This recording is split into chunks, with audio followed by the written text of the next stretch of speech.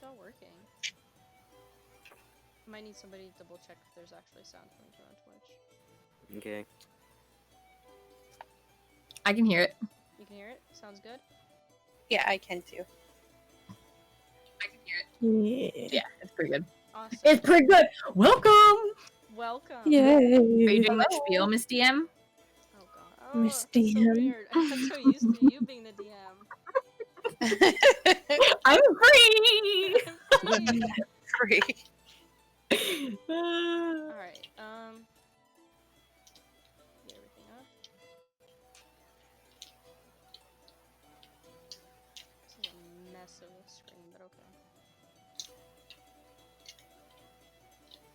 Alright, y'all. Welcome to the first episode of the Nightingale campaign. Welcome you as well. Guys, don't talk at once, damn. Oh. You told me not to talk over people. Ah! Especially the quietest person. I'm even more quieter. Alright, we have 2 druids, 2 clerics. No, we have 3 druids. Yeah, we do. We have 3 druids and 2 clerics. And a fighter. Yeah. Oh my gosh. Oh no. We're screwed. Depending Going on to how be fun. The diversity of goes. this Yeah. of our I stats was here gonna is limit to just like 1 druid per the group, but I'm like, you know what? Let's see how this goes. gonna be a really weird party, but you know what? Mm-hmm. Somebody's be gonna great. die. All right, so I don't know how to intro this. Nicole, how do I intro this? You can night. start off one by welcoming everybody to Kent's Tavern. Welcome to 2. Kent's Tavern. Okay, next. Fantastic. Check. Okay. Okay, this is going to How be to DM 101. Listen, for the first time. Introduce yourself and what we're doing here today. Okay, well, for those who don't know me, Marcus, I swear to God. I'm sorry. My name is Sandra. I am one of the, I would say main cast member, but I've only been in like 3 episodes of the Peekaboo campaign. But I somehow managed to convince Nicole to let me DM. And today we are starting the first episode of the Nightingale campaign. This episode is just going to be introducing the town. Getting the ball rolling. It might be a shorter episode. I don't have a plan to go for very long. I don't know what this group is gonna do. And yeah. All right. Check. Got it. Step 3. What's the next thing that I usually do? I usually introduce who's playing with you today. Okay, yeah, that works too. I was gonna do it later on, but you know what? Let's do it now, early. So, starting from the top left, I have to check. We have Magma Kitty Live, Nicole playing. I don't know how to say that name, Nicole. Ari. Ari. You can just call me Ari. Do you want to read off your character bio? If you have it up? Yeah, I can do it super quick. Let's see. I'll pull it up again. Although, you know what? I can just do this because I actually put this one in. Ari's a dragonborn who's a bit unconventional. Upon a near-death experience, she was visited in a dream by the goddess of joy and is off to pursue the cleric's life and spread joy throughout the realms. She's easily distracted by anything neat, and although frightening to look at, she's really just a good person. Her family's a bit disappointed she didn't follow in their footsteps and be a regular dragonborn, so she is set on proving to them she has found her purpose. A couple of other things about Ari is that on like first glance she looks kind of frightening, and like she smiles a lot, but it looks a little scary. So on first glance she might be really scary, but she's actually like super lovely and is obviously there to just spread positivity. And she likes shiny stuff. She likes shiny stuff. Next, She's so we cool. have that gay rat or Marcus playing Fissani. Pisani. Fissani, I knew that. Yeah, I'm sure you did. Are you just testing me? Yeah. Do you have Mhm. a short description? I don't, but I can make one up on the spot. Go for it. Okay. Well, Pisani, they're kind of dumb. I'm gonna be honest. They are kind of dumb. They're full. They're furbolg. I hate introducing my character. It feels so awkward. Try DMing us. They've That's how it lived they've lived with their mother their whole life. So they were also raised by their mother. They are a druid. It's kind of a good furbolg all around, as bad furbolgs are usually like shamed by the whole race. So that's cool. They are 8 feet tall. They are very tall. Very tall, baby. Next, we Mhm. have Mikey Likes It playing Vandro. Yeah. Hello. So Vandrel has a lot in his background that no one knows about, but I guess I can share a little bit. While he is a fighter, he is also a knight. So I don't know if you guys will meet that very soon, but he has like 3 retainers that walk around and help him out and stuff. He's only like 5'10", so he's kind of short for once. Ooh. But yeah, he has a lot up his sleeves, so watch out for him. Alright, next we have Lady Echoes playing Tela. Tila. Tila. I'm really bad at names today. Okay, she's a halfling. She was a baby when her parents were killed in a house fire, and she was taken to the Temple of Pelor, where she grew up, and they trained her to be a cleric. And on one of her birthdays, they gave her a locket with her parents inside of it, and she left her town to find out where that building is that they were standing in front of, and if anybody knew anything about her parents. Said she knows nothing. Alright. Next we have Lucky playing Lucky. Uh-huh. You imagine if I messed up on that name? I would have just ended the stream. Yeah, you would never lived it down. Alright, Lucky, My if you have a character's- short description. My character is a 5'4" tiefling, and basically, since he lived with his mom, he doesn't really trust anybody else except for his mother. So, when it comes to other people and working with them, he'll have to be real close to them to trust them. Alright. And Same. last but not least, we have Saint Yeren or Yeren playing Norbert. Oh, hello. Is this thing on? Okay. So, hi, my name is Norbert. I'm on a little quest to investigate the world, basically. Yes, I might be quite small. I'm actually a gnome, but don't worry about that because I'm all about the brains, you know. So yeah, yes. Can we continue now because that was it. Alright, well, thank you guys. So, without further ado, I think I'm just gonna hop right into the description of Nightingale. Yeah. Okay. Am I like quiet? Is No, that better? you're fine. You're fine. Okay. Alright. So, Nightingale. In a world where magic runs rampant and the past meets the present, castles taller than the horizon fill the sky as Earth's civilizations begin to prosper almost several decades after the War of 1347. With the monarchy reigning prouder than ever, its power reaches all corners of the earth. That was, however, until a rebellion army rose in the far east and slowly moved its way across the globe towards the center of the monarchy. Leaving destruction, rebellion, and chaos in its path, the new government is slowly making its way up the ranks, and having wasted all of their powers, the monarchy now looks to the children of the 5 noblemen from different ends of the earth to step forward and fight the rebellion heads on. However, in their battle to bring order back to the land, the team of 5 uncovered dark tales and secrets buried deep into the grave that may just alter the course of humanity for good. What happens now is up to our team of adventurers. Ladies and gentlemen, welcome to the Land of the Nightingale. Insert really fancy intro music that I have yet to finish here. Our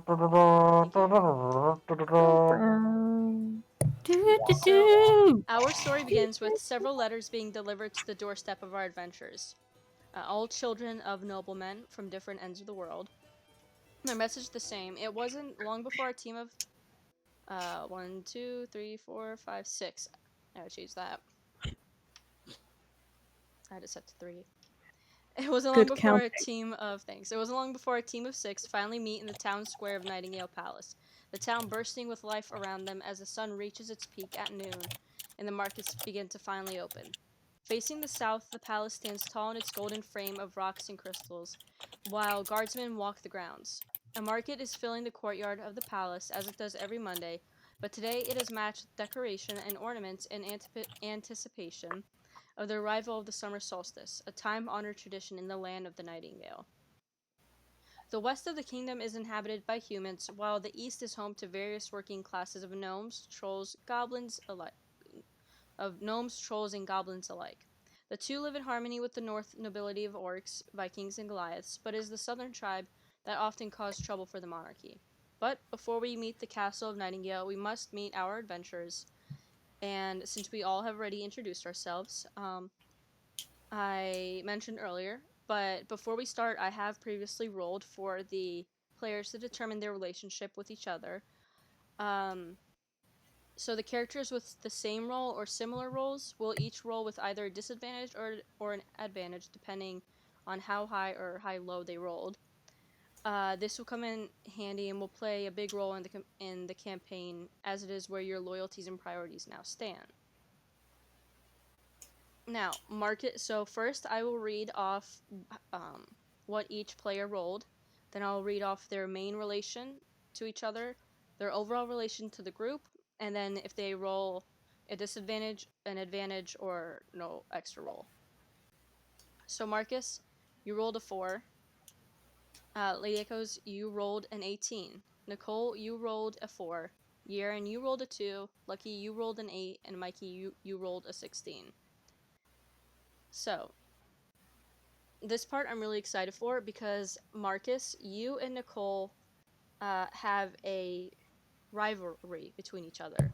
No. When we are rolling for initiative, and you and Nicole roll similar rolls within 2 or 3 numbers of each other, you will both roll disadvantage with your first initial rolls.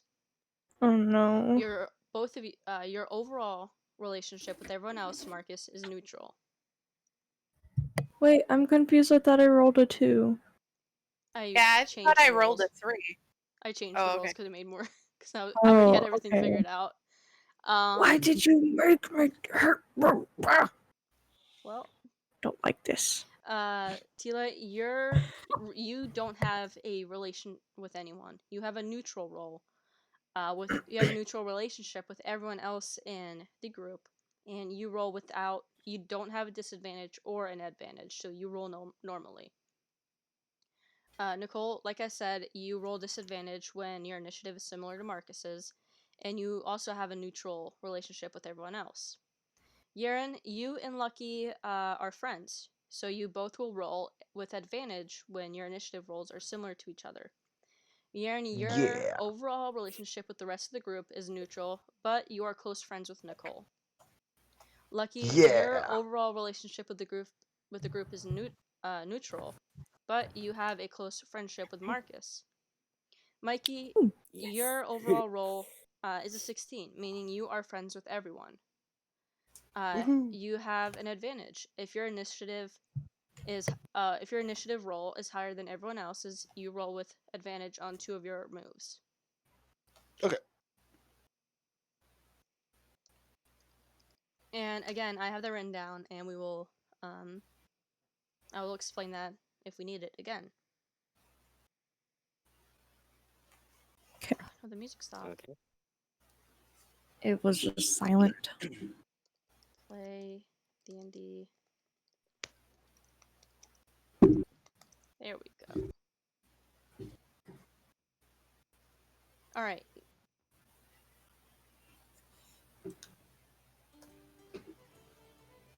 Adventurers, as you step foot into the castle grounds, you see the heads guards. As you walk in, you see a marketplace beginning to open up around you.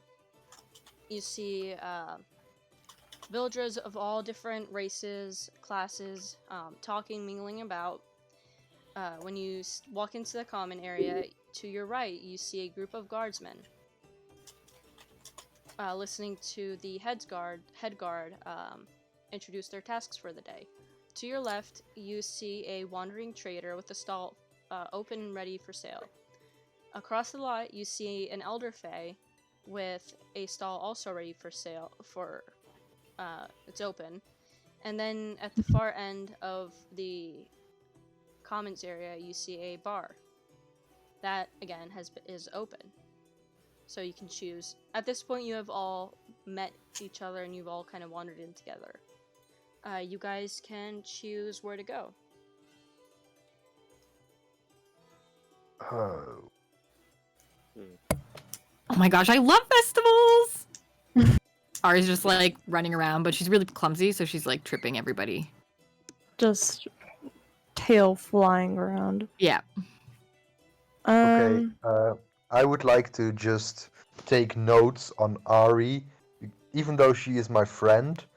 She's still a whole different creature than I am, so that's very interesting to me. So I'm gonna take notes. She's like looking at flowers on the ground, like she's crawling on the ground looking at flowers, like she's just all over the place. Like your notes are gonna be so wrong about Dragonborn. Yep.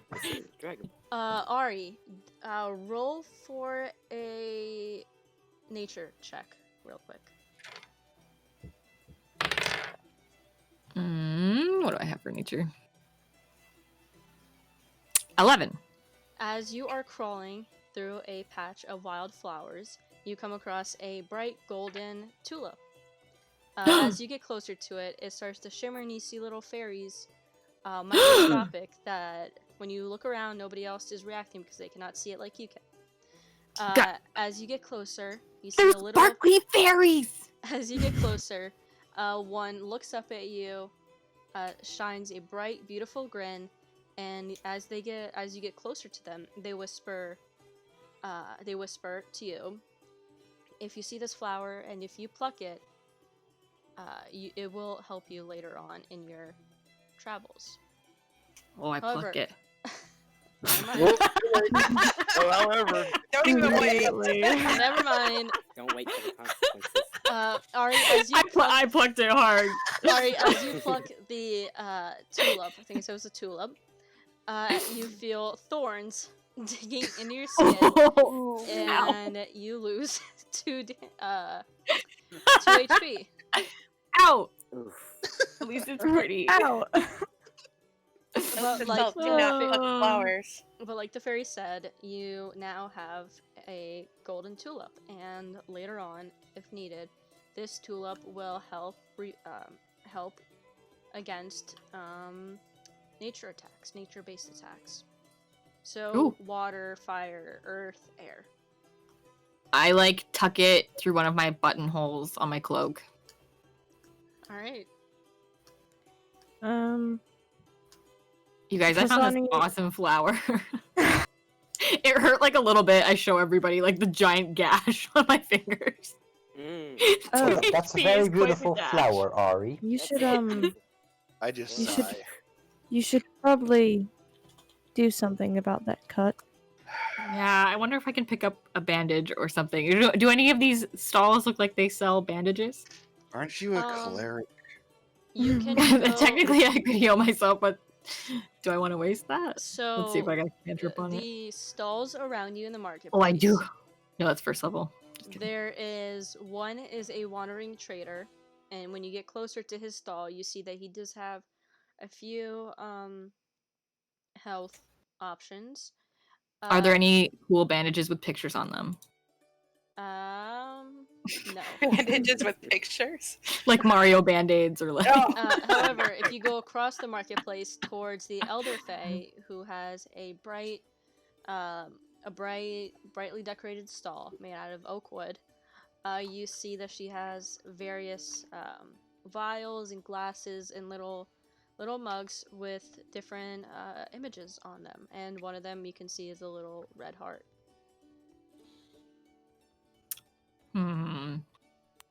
I mean, mean, that might be useful for later. I don't know if I want to use it like now, but I definitely run over if the little stall looks really bright and happy. You want to go over to the Elderface stall? Sure. What's everyone else doing? I also want to go over to the Elderfae stall because Me too. Elderfae. I'll follow. We're going on a Oh, shopping trip. is there any Ken's Tavern merch on the stall? Yeah. There might be. If you stop by the tavern. Is there a Crumb Pocket t-shirt? No, but Oh, if we you have to go go back to, I want to know. if you go I want to to, know if there's merch on the stall. but I if pull you- out my like brochure of the town and it says like merch available. All right, the when you tavern. look at the brochure, it has a little Yeah. purple link that says go to merch.streamelements.com/Ken's Tavern for your own Crumb Pocket t-shirt with Yeah. a map to the nearest computer. Buy it. Check it out. As you I gotta guys- get LinkedIn. All right. As you guys approach the face stand, you see Lily. Lily is an elder fae. She has large shimmering pink wings, and as you approach her, a faint scent of lavender, daisies, and woodland engulfs you and an overwhelming feeling of happiness floods around you. I sneeze. She looks at you, suddenly surprised to see you guys there, but nonetheless her smile isn't wavering. Hi, you guys must be new here. Yes, indeed, we are. I just start investigating her wings, just like looking at it and measuring them and stuff. We can see Lily is trying her best to not to she's trying her best to keep her smile on her face. She flies a little higher off the ground, just out of Norbert's reach, and she motions to her table, where when you guys look closer, you see three smaller little stands holding a filter of love, a potion of greater healing, and a potion of heroism. She motions to the table and she asks you guys if there's anything that interests you. Which one is like the shiniest bottle? The shiniest bottle. Mm-hmm. That okay. She Can I roll? I can roll. Which one is shiniest? No, Or tell me. Okay, so the filter of love. This potion is a rose-hued, effervescent liquid, and it contains one easy-to-miss bubble shaped like a heart. The next time you see a creature within 10 minutes after drinking this filter, you become charmed by that creature for 1 hour. So like a love potion, and she motions to that. Is it like an opposite love potion though? You become So you'd want to give it to someone else, I guess. Correct. Okay. I'm like, why would I want to drink that? Okay. What else is there?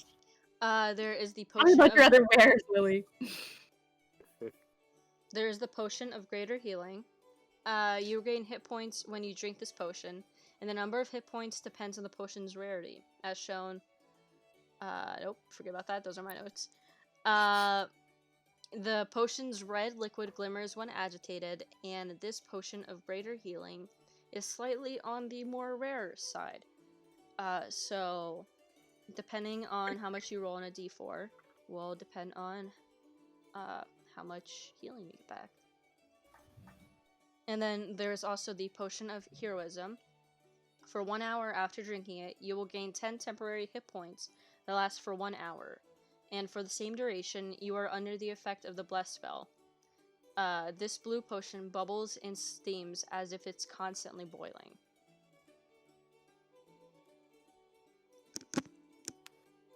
Vandro walks up and puts his hand down on Norbert and moves him away like a child.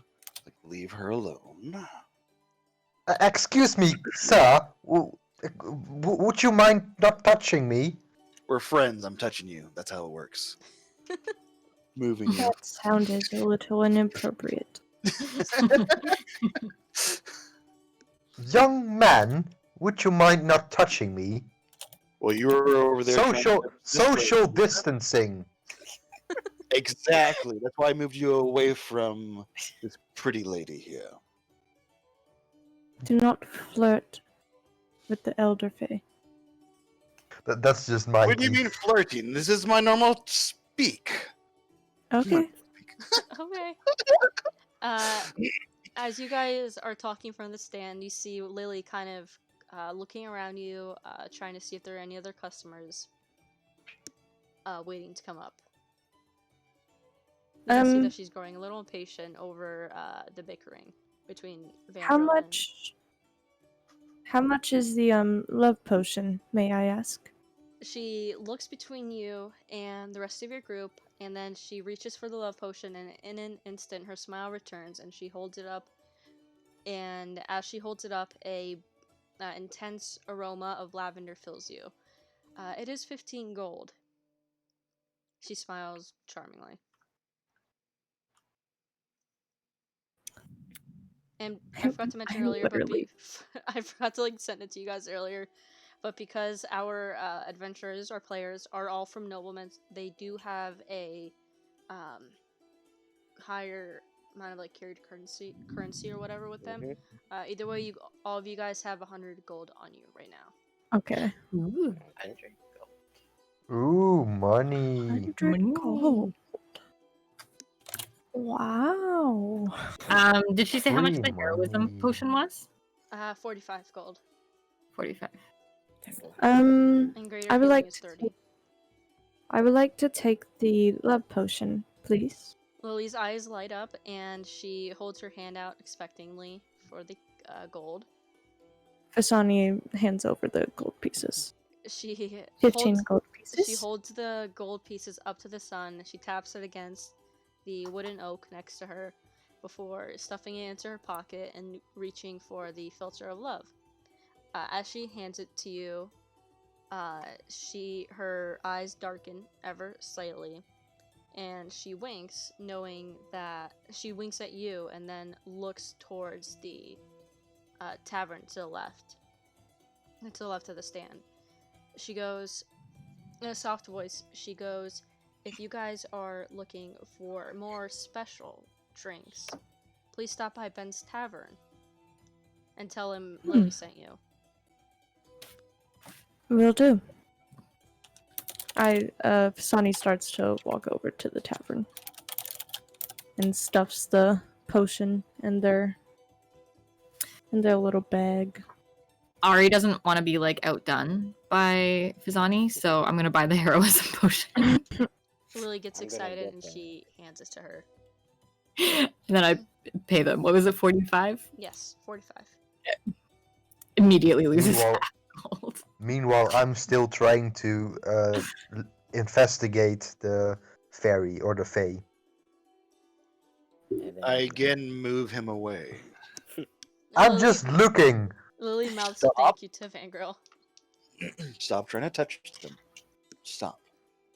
Young man, do you need a spanking? You and I both know this won't end well if you continue. Alright, now, reminder again, there is a tavern in the square, there is a wandering trader, and then by the main gate, there is a group of guardsmen. Where do you guys want to go next? I walk up to the wandering trader. Yeah, the wandering trader.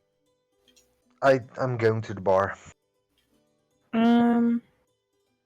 Fasani is gonna go over to the wandering trader as well.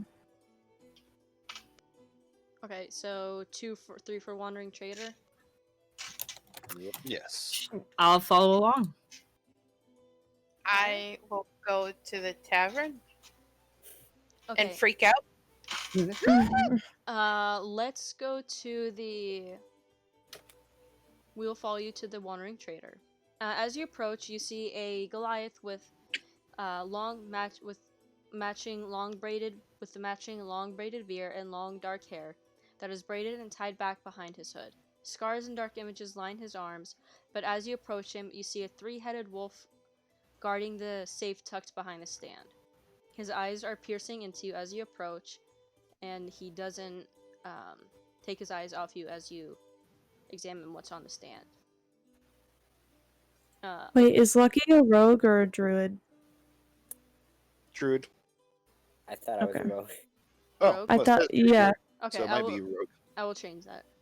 My bad. it says rogue tiefling, and then under it says druid. That was my bad. I wasn't. Okay. On the table in front of you, you see an amulet of health. You see a malice. You see a truth serum. You see a flute, and you see an explorer's pack. Good day, sir. What kind of wares do you have? He doesn't say anything, but he looks down at the table and looks back up at you. I point at the amulet. What? Can you tell me a little bit about this? While the wandering trader, the Goliath, does not speak, you hear a voice coming from behind him. When you look over, you see one of the heads of the three-headed wolf lift and start speaking to you. You said amulet of health, right? Yes, that's what he said. Okay, cool. The wolf, without a second glance, lets out a heavy sigh and explains that the amulet of health will raise your constitution score to a 19 while you wear the amulet. And if your constitution is already a 19 or higher, it has no effect. Besides, it just looks pretty. Ah. Pray tell, what's the price on this? One of the other heads of the wolf lifts and eyes you suspiciously before muttering that it is 50 gold. 50? Will you take 45 for this? The Goliath shakes his head. All right, 50 it is. Hold on one second. Jeffrey! Jeffrey! You see another human run up to me. Yes, my lord. Can you get the 50 gold for this, please? Yes, my lord. I'll pull that out right now. I take the amulet. All right. Does anyone else want Why anything does from the Mikey table? have slaves? I have Well, retainers, good sir. They I are can't not remember. slaves. I can't remember what else was at the table. There is a malice, there is a truth serum, a flute, and an explorer's pack. A malice. Is the flute shiny? Yes. Roll for Ooh. shininess. Can we do 20 on shininess? What- Oh, 10. The flute is shiny in some parts. You can tell it's very worn out. It's a little rusty in certain areas more than other, but there are some shiny parts to it. Do you think I could try out this flute? Just, before I make a purchase like that? Roll persuasion. I can't think of a conversation right off the bat like you can. I am not going to persuade that hard. I got a 10. The Goliath shrugs and waves his hand. I whisper out of the side of my mouth, was that a yes or a no? The dog from underneath the table whispers back, "It's a yes." What?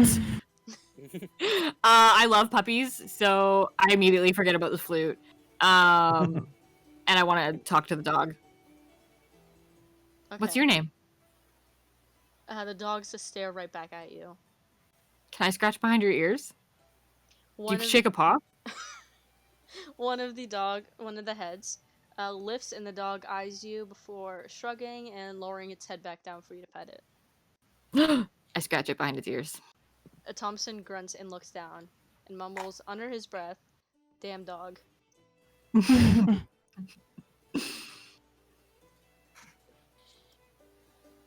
Are you gonna buy the flute? I forgot about the flute. There's a dog. Oh, got it. Can Pisani inspect the flute? Go for it. Okay, gonna pick up the flute. Do I need to make an investigation check? Sure, why not? Okay. Oh god, it's dark in my room. I can't see it. 15? As you inspect the flute, you see little carvings, but because you see the carvings etched into the metal of the flute, but because the flute is so worn out and so old, the majority of it is wiped off or wiped down.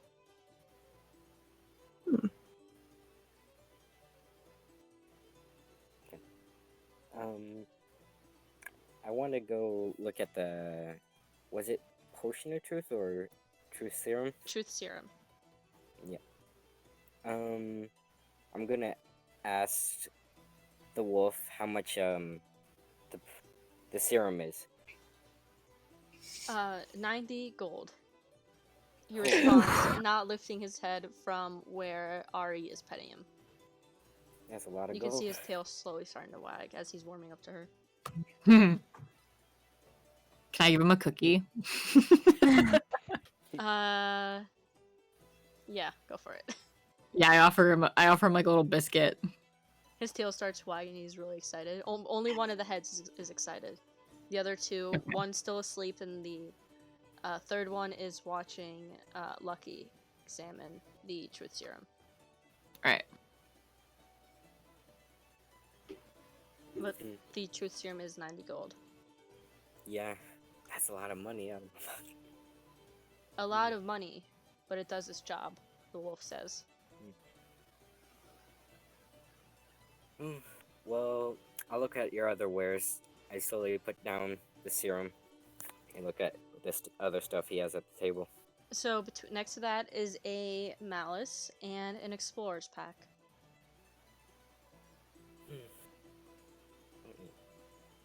What? Oh, Sorry, you go ahead.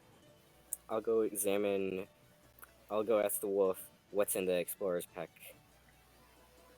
In the explorer's pack, when you open it, you see a bedroll, a mess kit, a tinderbox, 10 torches, 10 days of rations, and a water skin. And the pack also has 50 feet of hempen rope strapped to the side of it. It is a true explorer's pack. How much is the explorer's pack? 40 gold, the wolf responds. Okay. I'll buy the explorer's pack. Before you can pick up the pack again, Thomason, the Goliath, snatches it from your hands, and you see him reach underneath the table, and he pulls out a gift bag, and he neatly puts the backpack in the bag with little tissue paper and a bow on top, and he hands it out to you. Very I take nice. the gift bag shyly and say thank you. He nods, his still not speaking, his jaw still locked, and his arms still crossed. If I may ask, what is the mace? What does it do? That is a good question. You swing it. Uh-huh. Well, I didn't know if it was any sort It of like has a special 5-foot range, and the ends of it contain a special poison. And a creature subjected to the poison must succeed in a DC 15 Constitution saving throw, or become poisoned for an hour. How much is the mace? 30 gold, the wolf responds. I'll take the mace. And Fasani hands over the 30 gold. Thompson takes the gold, he counts it before putting it in his pocket, and then he also tries to wrap the weapon before frowning and realizing that he ran out of wrapping paper. So he puts it in a bag and he hands it out to you. And you could tell that he looks really sad that he ran out of wrapping paper. Thank you. It is very beautiful. His eyes light up.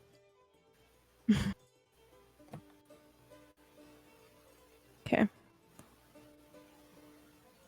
Now there is who is at the tavern?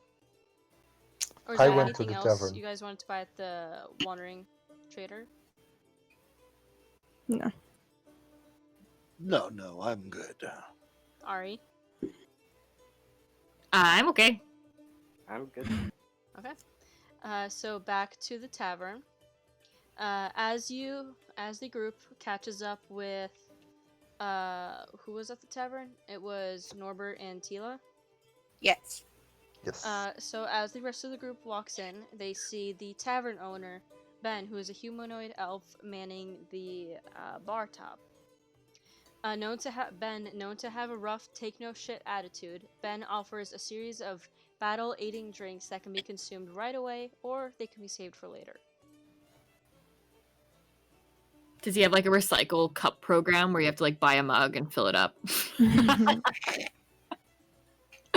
Talking about mugs, go to the Stream merch site. Shameless mug. merch.streamelements.com/Ken's Tavern for your own Ken's Tavern mug. Yeah. Yes, exactly. As you guys walk in, he looks up from cleaning the tabletop and eyes you curiously. I want to walk up to him and give him a stern look in the eyes, as the grandfather that I am, and ask him if there are any mice in his bar. He raises an eyebrow and then slowly shakes his head. What kind of bar owner do you take me for to have creatures walking around? Well, good sir, I'm just making sure. You say I'm actually investigating something. So, just let me be, and I walk over, to a bar stool, climb on top of it, and start scribbling in my notes. He rolls his eyes and he mumbles under his breath, "Let me investigate an ID because you're too short to be in this tavern."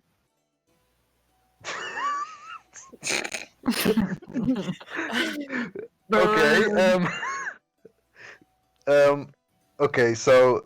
Isn't Norbert like he's got a long gray beard? Yeah. Norbert is about 250 years old. He shakes his So- head and he goes, "You're still short." You're still short. No shorties allowed. I grab my beard, which goes down to my belly button, and just show it to him with like an annoyed look in my eyes. He Tila's shakes- also pretty furry. Yeah. I instinctively pull out my ID and just kind of hand it over to him in my hand. It's like on a belt clip, like it's just like Yeah, ready to it's go. on her belt clip where she keeps everything else, and she's just shaking her hand as she's handing it to him, not I saying mean- anything. To be fair, some races age way faster than Mhm. regular races, so he might just be checking. It is super fair. He looks over Tila's ID for a brief second before handing it back to her and motioning to the menu sitting on the bar top. So kind was my ID good enough or not? Ben reaches forward and turns the menu slightly away from Norbert. Get And then fucked. he reaches underneath the bar top and he hands out a kid's menu to Norbert. Wait, what's on the kids menu? Like Bugs apple and juice, cheese! orange juice, a coloring book if you wanted one. Is there some chalky milk? Yes. Okay, I really have to try to not go full Vittore on his ass right now. Because if I follow my gut feeling, I'm just gonna jump on him and start beating him, but that's not how Norbert is. And Ben, you could see Ben is like smirking, knowing he is pissing Norbert off. Little shithead. I love it. On Okay, okay. What I want to do is I just want to bang my fist on the bar top and yell, "Do you need a spanking, young man?" Ben looks over with a raised eyebrow and he goes. he smirks. He goes, "Oh, is the baby having a temper tantrum?" I can't do a deep voice, but This. Okay, listen. You are a gnome and a druid. You are not intimidating at all. I'm not trying to roll me be. A persuasion check to see if Persuasion. he could persuade Ben to stop messing with you. Okay. I roll a 19. Oof. Okay. Nice. Ben chuckles, and as Norbert is throwing his little tantrum, he takes the kids' menu and he puts it back underneath the bar, and he hands Norbert a alcoholic menu. And when you look at the menu, you see several 5 types of different drinks. You see the Banshee's Breath, you see a Dragonborn Blood Wine, you see a Polymorphic Brew, a Bach Beer, and the Maiden's Ass.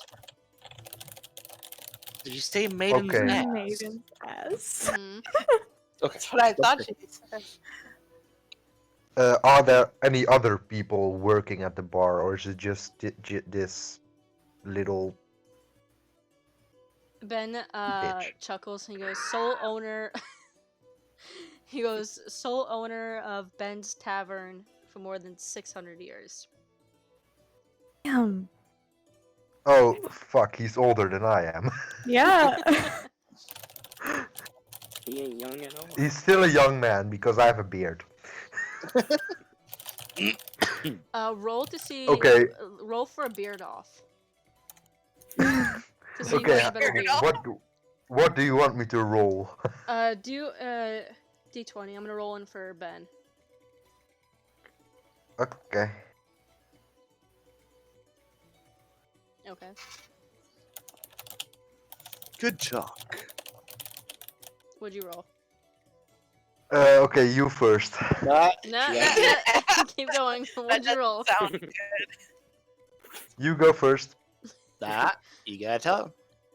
Okay, I rolled a 4. And you had to beat a 19.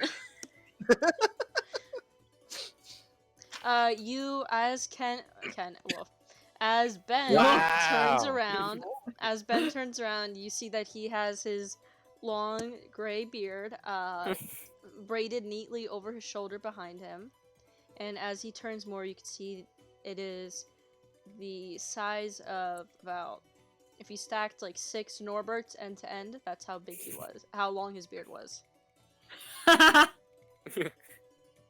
He's still a young man. He's still a young man. And if he doesn't stop bothering me, I'm gonna give him a spanking. So now, I guess I would like to try to head towards the tavern at some point. Okay, I guess we can just shovel everyone into the tavern. I think we probably heard, "Would you like a spanking?" And we're all like, "Oh, they're in the tavern." Okay. You guys walk in to see Ben messing with Norbert every few seconds. Whenever Norbert has his head turned, you see Ben. You see a little spark flick out of Ben's fingertips, and the pages of Norbert's book flips. Well, I'm writing in my book, so pages can't really flip. They're flipping. They're How? flipping. Explain to me how that could happen. DM rules. That's how it Yep, happens. there we go. Damn, I've been waiting for so long to say that. You're not being fair. Okay. DMs don't play fair. That's the way. That's the only reason we do it. Okay, so as you look at the bar menu, you see again 5 different drinks. In order from top to bottom, you see the Banshee's Breath, you see the Dragonborn Blood Wine, you see the Polymorphic Brew, a Bach Beer, and the Maiden's Ass. What was the Dragonborn one? The Dragonborn Blood Wine, when you drink it, you are able to use a breath attack within the next 10 minutes. That should be perfect for you, Ari. Yeah, because it'll give me like a second one. Right? How much is that one? So my power went out. Welcome back. Oh no. So Welcome back. Your mom texted me. yeah. Okay. So Your mom is texting Ben? What? He winks. Whoa. Two timing? Okay, the Dragonborn blood wine is 5 gold. Okay, I will take one of those. I Uh, hand him my collectible Ken's Tavern flask. he admires it before handing it back to you and reaching underneath the bar table and pulling out the Ben's Tavern flask and pours in the homemade blood wine and hands it out to you. And he goes, I don't know what kind of knockoff that is. I try to maintain positivity. You're so right. Yours is much better. Oh. And I throw my Ken's Tavern merch back in my bag. Marcus, if You know, Ari. I was gonna say, Marcus, Yeah, if you go didn't ahead. hear, the tavern is offering a Banshee's Breath, Dragonborn blood wine, a polymorphic brew, Bach beer, and the Maiden's Ass. Okay. It's a lot. Hmm. Is there like, what do they do? Oh, you have to What ask? are they? Yeah. Okay, You don't know. Fithani's gonna walk up to Ben and be like, may I ask what each of these brews are? He nods. He goes, the Banshee's Breath, our most popular drink. Nope, scratch that. He hands out a menu to you because it's easier to, yep. It's easier to read off what it is than try to figure out having Ben explain it. So the Banshee's Breath in the photo, you see it is an animated photo, almost like a video displayed on a menu, on a laminated menu sheet. The Banshee's Breath is a white swirling liquor made from special translucent wild berry. It tastes sweet and it has an effect similar to mint gum in it that it always feels cold. The Dragonborn blood wine, when you drink it, you are able to take a breath attack once within the next 10 minutes. The polymorphic brew is commonly used in drinking games. This brew will turn the user into an animal when they burp, and they turn back about a minute later. The Bach beer gives you a +1 strength and an extra body hair for 1d6 hours. And the Maiden's Ass is a quadruple beer served in a bottle with a donkey and a pretty girl on the label. It's sweet but strong, and each serve gives a different advantage. What does a Banshee's Breath do again? Sorry, I blanked out. See how it is? I was pulling up my sheet. I'm sorry. The Banshee's Breath gives a... What does it do? It gives Breath a attack, right? +1 on persuasion. Okay.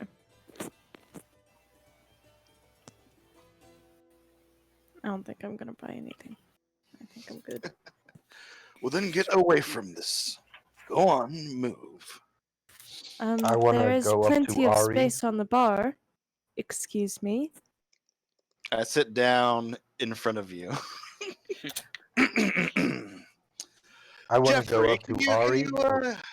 Can you get me one of those laminates, please? Yes, sir. Even though I'm like right next to the bar, it doesn't matter. Roll My investigation. owl's gonna. Go ahead. Sorry. I was gonna say roll investigation to see if Jeffrey can find the menu. I don't know what he would be because he's just a retainer. So just you want me to do Whatever. a D20? Yeah. All right.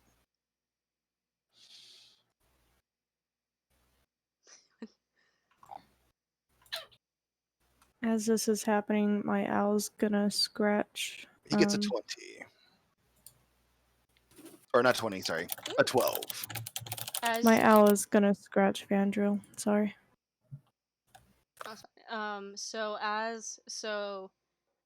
Jeffrey finds the menu on another table, but when he hands it to you, Vandril, it's very old and used, and like there's gum on the back, so when you hold it, you get gum on your hands.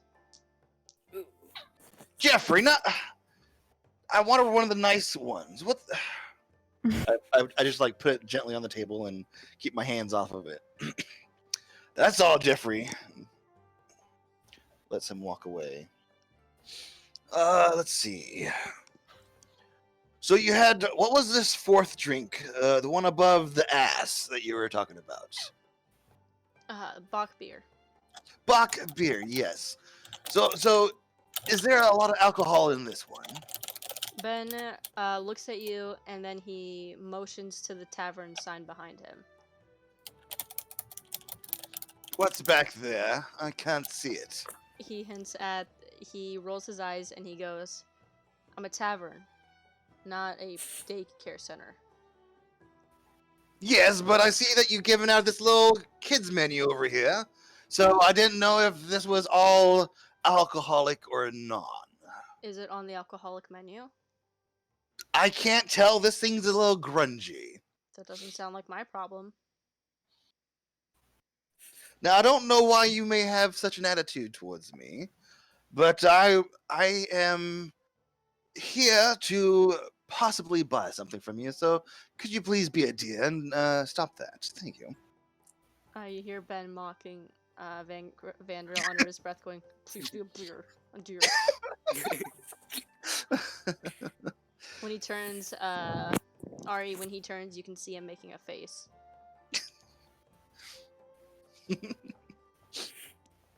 You are going to get your shit rocked by Ben. Now, good sir, can you tell me again about this Bach beer? What does it do again? It tastes like shit and it gives you strength for an hour. And you get body hair if you're lucky. Why does it taste like shit? Can't you just make it taste good? I mean, if you're a tavern that's owner, you say that you can make these drinks. Why must it taste like crap? You're a human, no? If you're a human, why do you smell like an orc? Ooh. Well, Okay. that is none of your business, good sir. Well, The that people is I none of your keep business, good sir. Now, I don't even understand how this tavern is open anymore. Obviously, you do not know how to treat your clients. Vandril, if I may, Yes. my dear. You are being a little bit of an asshole, so maybe leave the man alone before he kicks you out. Yeah, what they said. He can try if he wishes. I don't My mind. dear, Yes. stop. Ben raises his hand, and as he snaps his finger, actually just roll a d20 real quick. All right. And that one. As he raises his hand and he snaps his fingers, you go flying off your stool, and you land in a puddle of really what you assume is spilled beer on the floor.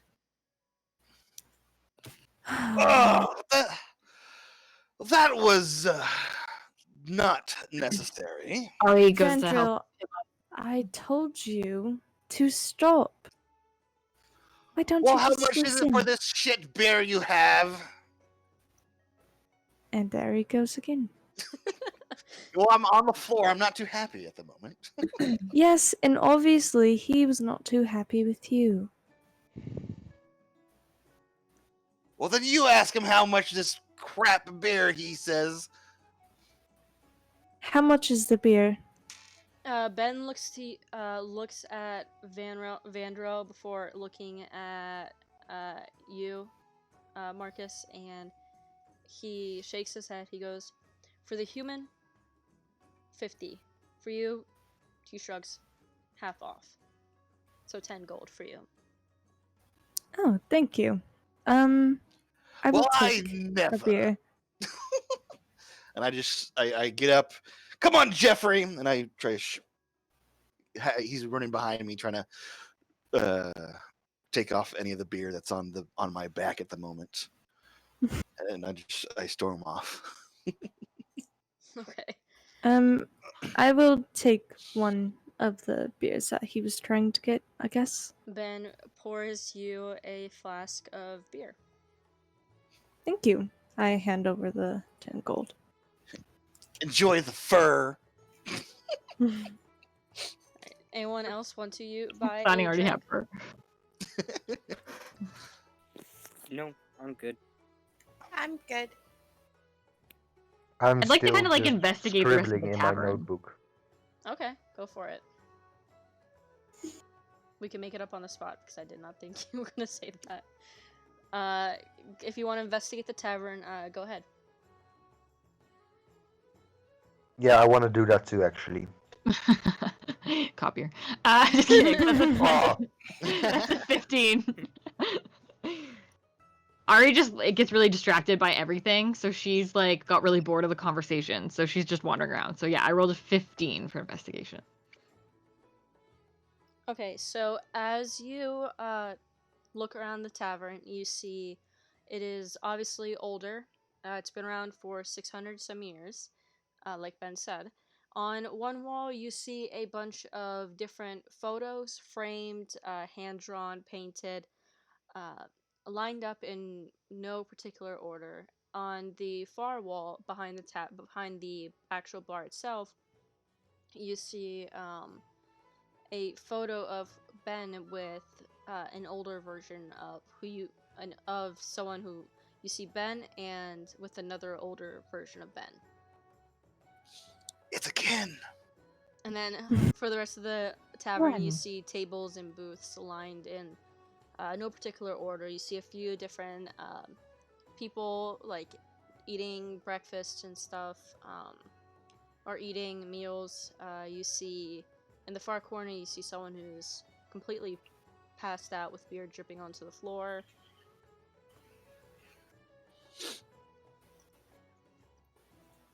I Oh. rolled a 19, by the way. Norbert, as you look closer, you see as you look closer to one of the walls, you see a latch, but it is the same color as the wall, and it's obviously meant to be hidden. Okay, but are there any mice? Why must you look for mice? Stop it. You are no longer mice man. I know, but I have something in mind. Let me be. There are no mice in the tavern. Ben says there are Are no you mice in sure? the tavern, but DM said yes, so shush. as at first Just glance, making there are no sure. mice in the tavern. Do we just have to start handing out the untalking stick here? What's going on? Right. Okay, that. Now I'm very interested by that latch, so I'm just gonna take a closer look. As you get closer to the false wall, not only does Ben step in and pick you up by your collar and put you further away from the door, but you also notice that the latch is very, very high up off the ground, about 8 or 9 feet high up off the ground. Young man, would you mind not touching me? Social distancing, good sir. Ben shakes his head and points to a sign that says, no snooping. I'm just looking at your dang wall. He points to a sign underneath that sign that says, no looking at my dang walls. That's fair. As he, I want to storm out of this dang stupid place. as Ben turns back towards the bar, he leans against it and he motions towards the door and he goes, if you are here to help or he goes, forgot his own voice. He goes, if you are here to help the guardsmen, Faya should be ready for you by the front gate. Oh, okay. Guess that is. Well, I didn't hear that because I walked out while being angry. Guess that is our Ooh, someone cue needs to help? leave. I'm on it. Yes, that is what. Okay. I go to like Fasani's march gonna out, walk out. but I'm really Okay. clumsy, so I trip over Fasani. Alright. Be careful. I'm sorry, you're just really Jeez. short. Do you catch yourself? I'm Roll to see if you I catch am yourself. 8 feet tall. I I don't think I would, but okay, I'll roll. What am I rolling? Dex, probably. Yeah, why not? Hold on. Yeah, that's an 11. You do that thing where you trip and then you kind of take a few steps and you're like about to catch yourself, but then you actually fall. Do I knock over anybody's food on the way? You knock over as you fall, you grab onto the tablecloth of a nearby booth and you pull down the plate of pancakes that a very large angry orc was trying to eat. Oh no. Can I catch a plate of pancakes? Okay. Do an acrobatics. Oh yikes! I never knew orcs like Oh pancakes. no. Roll one as well. That's a 2. Oh no! You miss catching the plate of pancakes, but before it hits the floor, it stops midair, and when you look over, Ken has his hand raised, and he slowly Ken. Ben Ken. Ken's here. What the Kidding. hell? Ben has his hand raised, and he slowly moves the pancakes back onto the table, and then he shakes his head. Sorry. Sorry. I like bow my head really low and just sort of crawl out of the tavern. All right. I don't like being mean to Ari because she's cute. I don't wanna. Not mine. Listen, that's what the roles were, which is why I was so excited for it. Because I'm just like, oh, this is gonna be fun. It's not even that we don't even have to be mean to each other, because if we're rivals, it just means we're trying to like beat each other. Mm-hmm. That's true. Yeah, you're So we always trying to can one up. we can Like, be we're- frenemies. Yeah, because like we're both trying to we're like the Pokemon rivals. Okay. Because we're both trying to like help people, so I just like want to be like more helpful and positive than you. Yeah. Got it. So as you guys walk across the square, you see the head guardsman, giving a speech. Listen, I got a lisp. You can't make fun of that. I know, but that sounded really cool. So I was like, "Who's your Guardsman. head Scarman?" You see the head guardsman finishing up her speech to a group of about 7 or so soldiers. As you walk up, she looks down at you past her clipboard and slowly shakes her head. You must be the new adventurers. Yes. She steps down from her little pedestal, and when she steps down, you realize that she is, while she looks taller on the stage, the pedestal, she is actually coming in at about 5'1" height. But as she walks, you can tell that a lot of the surrounding guardsmen are terrified of her. She looks at her clipboard and looks back up at you. She goes, "Now, who do we have here? Introduce yourselves." Yes. My name is Vandril Norsgard. And these are my companions. And you are the 6 children of the noblemen that are supposed to save our kingdom? Why, yes. Yes, I suppose so. I guess. She sighs and she shakes her head. She goes, "All right then. Now, adventurers, before we send you on your quest, I was ordered by the queen herself to appoint a companion to join you on your missions. This companion, depending on who is chosen, can provide a wide array of skills, anything from bringing someone back to life to transfigurations and teleportations. Feya, she leads the adventurers into the castle and down a brightly lit hall. Portraits of royalty line the walls, and their eyes are seemingly following you as you walk by. When you look up, the ceilings seem never-ending, and they tower stories and stories above you. If you look long enough, you see birds flying back and forth from perch to perch. Eventually, you walk up to a large wooden oak door.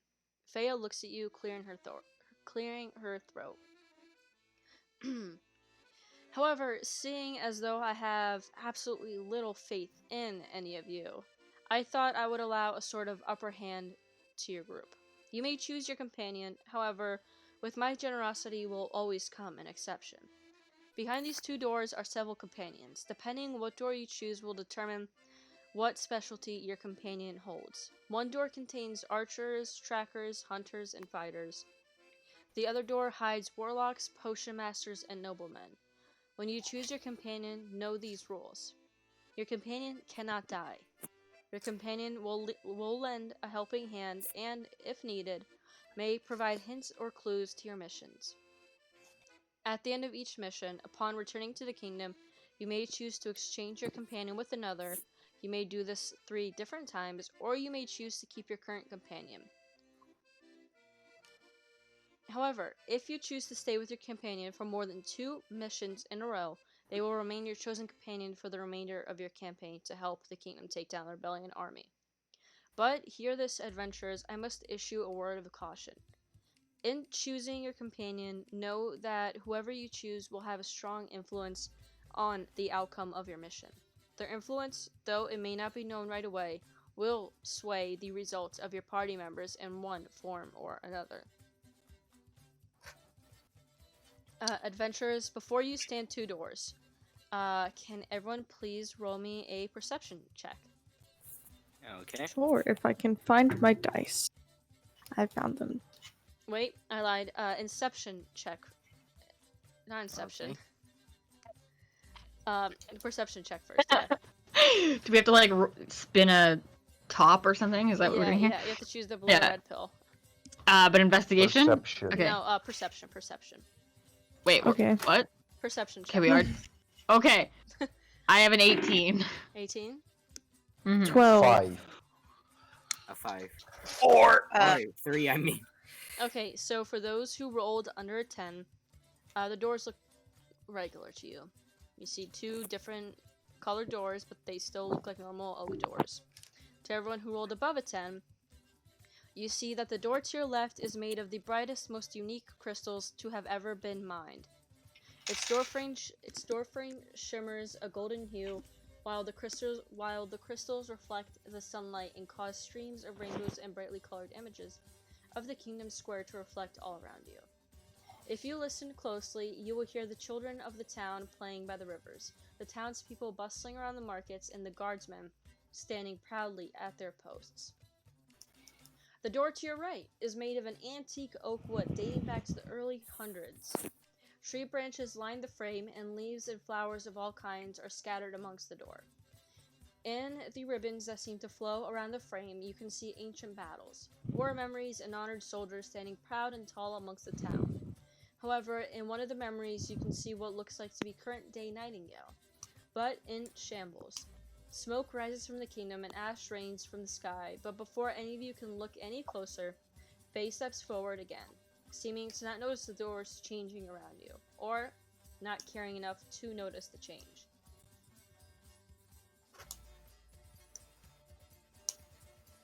Okay, so wait, do we know the specific doors that looked like it was in ruins? What do you mean? Or Is were the they all door- the same image?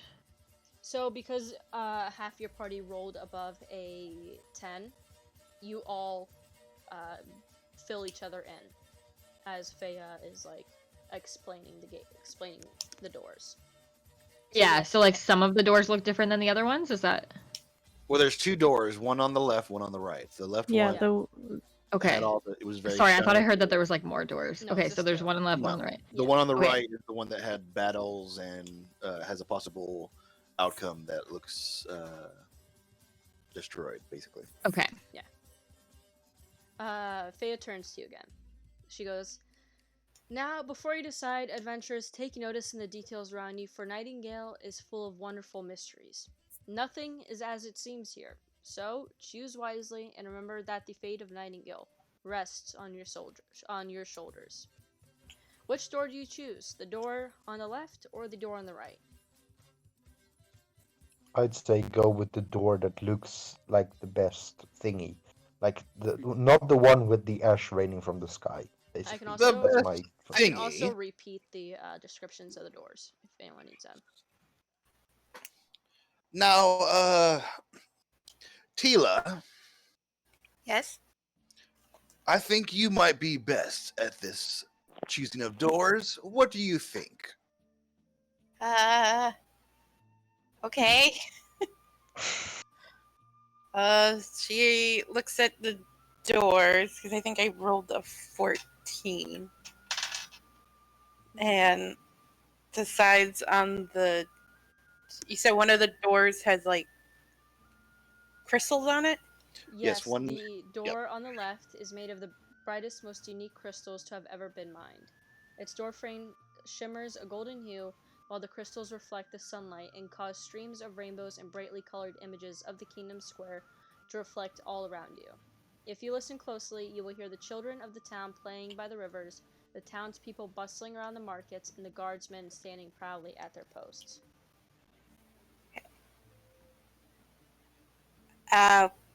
Well, after looking at the two doors, it seems like the one on the left is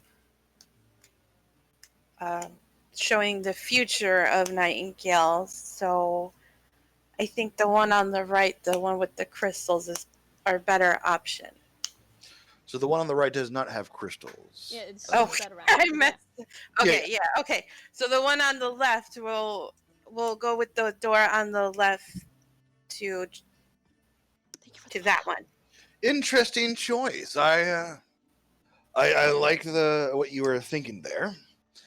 But why not look at the door on the right a little more?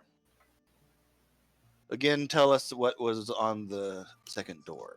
Sure. The door to your right is made of an antique oak wood dating back to the early hundreds. Tree branches line the frame, and leaves and flowers of all kinds are scattered amongst the door.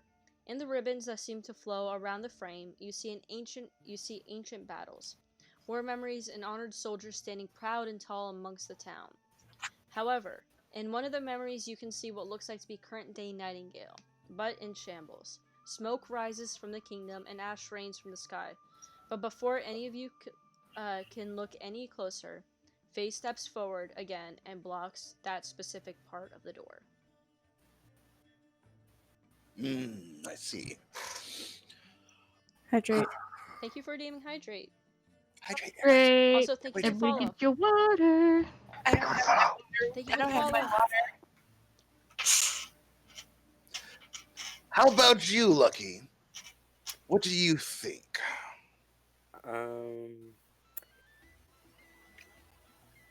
Maybe the door on the left? So we have 2 for the door on the left. Is it because it has all the shinies on it? Well, do we have to pick the same door as each other?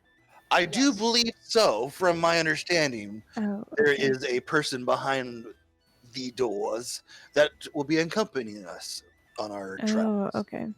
I see. So we have to decide very carefully. Now I do also like the shinies on the door because it does remind me of riches and happiness because you can hear the noises of the townfolk. But over here on this right feels like if we need someone to help us in battle, they may be behind that door. She also said that not everything is as it seems. Very true, yes.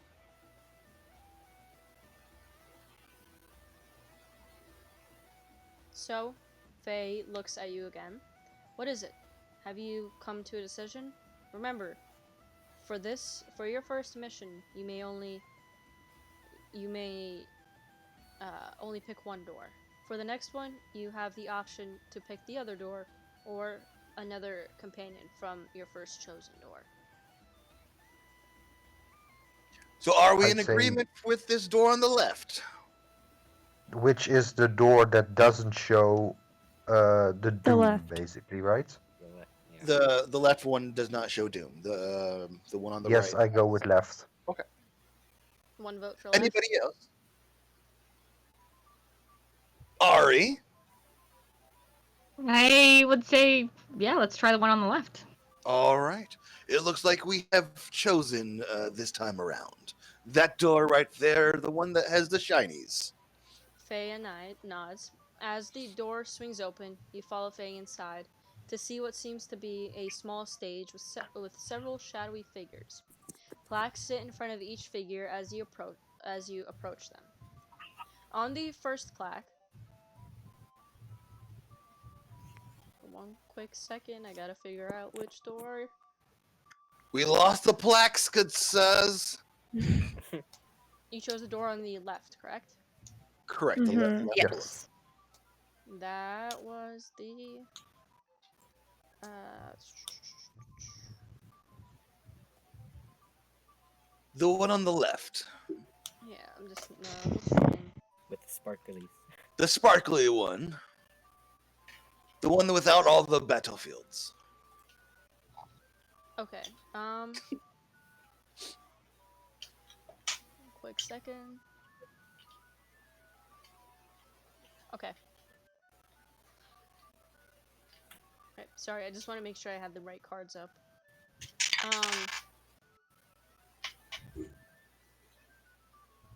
Okay. When you step inside, you see several shadowy figures standing on the stage. In front of them, each have plaques, but beyond the plaques, you can't see more than just the outline, the shadow of the figure. The first plaque has the word sorcerer written in bold writing at the very top. Roll for perception again. All Everyone. of us? Yeah, everyone. 14. Same. I got 14 too. Nat 1. Okay. Wow. We should, 20. Not nat 20. Unnatural 20. 15. Okay, because Marcus rolled a 20, you get more information. On the first plaque, you see the word sorcerer written in neat, Eldred ink at the very top. Sorcerers carry a magical birthright conferred upon them by exotic bloodlines, some otherworldly influence or exposure to unknown cosmic forces. No one chooses sorcery; the power chooses the sorcerer.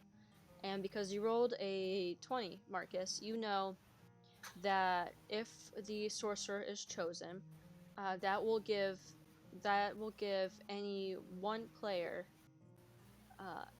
one extra spell slot per long rest. The next Okay. plaque has the word paladin written at the top. Whether sworn in before God's altar in the witness of a priest, in a sacred glade before nature's spirits and fey beings, or in a moment of desperation and grief with the dead as the only witness, a paladin's oath is a powerful bond.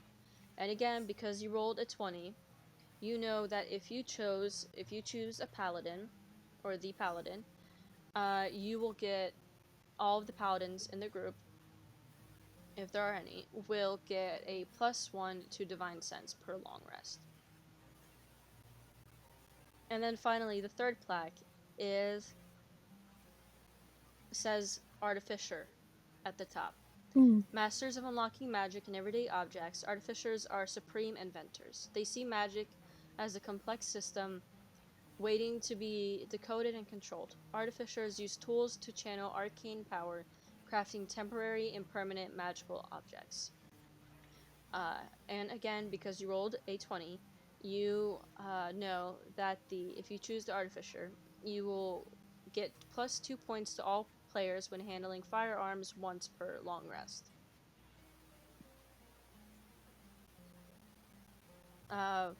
After you all examine the plaques, Fea steps forward and she motions to them and asks you to decide on what your first companion will be.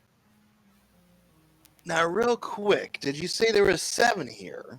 Or did I just hear a random number? There's 3. There's just 3? Okay. Mm-hmm.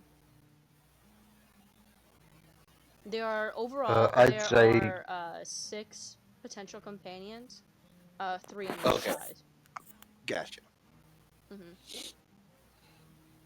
I'd say Okay. let's go with the last one you introduced because he likes magic, and he or they like magic, and uh, they see it as a complex system, and that's most like me, basically. Well, here's the thing. They aren't that useful to us because we don't have any firearms. So I do suggest the first one. As you say that, uh, Fea leans forward, and as she's reading her clipboard, your eyes dart down to her waist, and you see a weapon gleaming on her waist, hinting towards the fact that you will possibly be using weapons. Ooh. Hmm. Hmm. Now, pray chance, the last one, is there? You said that they are on the plaque there. It says that they are good with like attunement and other magical items. Yes, all things related to magic, spells, attunement. If you're looking for something that could be hidden by a spell, if you choose the artificer, they will be able to help you out with finding that item. Would they also be able to like identify items that we may find on our quests? Yes. Good, good, good. All right. It is believed that if you choose the artificer, all things related to magic they can help you with. Like the paladin will be able to help you with all things related to um, divine sense, anything like that. Mm-hmm. And then the sorcerer is sorcery, specifically sorcery, not magic. Ah, interesting. Okay. Well, for me personally, I think the third one would be a good choice to start off with. I show off my new amulet of health. They could help us learn about things like this. I I suppose agree. if everybody else says artificer, then we can go with the artificer. Yep. Ari, Lucky, Yes. Tila. Yep. Artificial Oh. sounds fine. Well, okay. Fea speaks up again. Now remember, at the end of each mission, you have the ability to exchange your companion for another or keep them. And for a small fee, I suppose I will allow you to possibly see what's behind door number 2. For a small fee, of course. What's that small fee? I guess we'll Your just life. have to find out when you complete your first mission. Okay.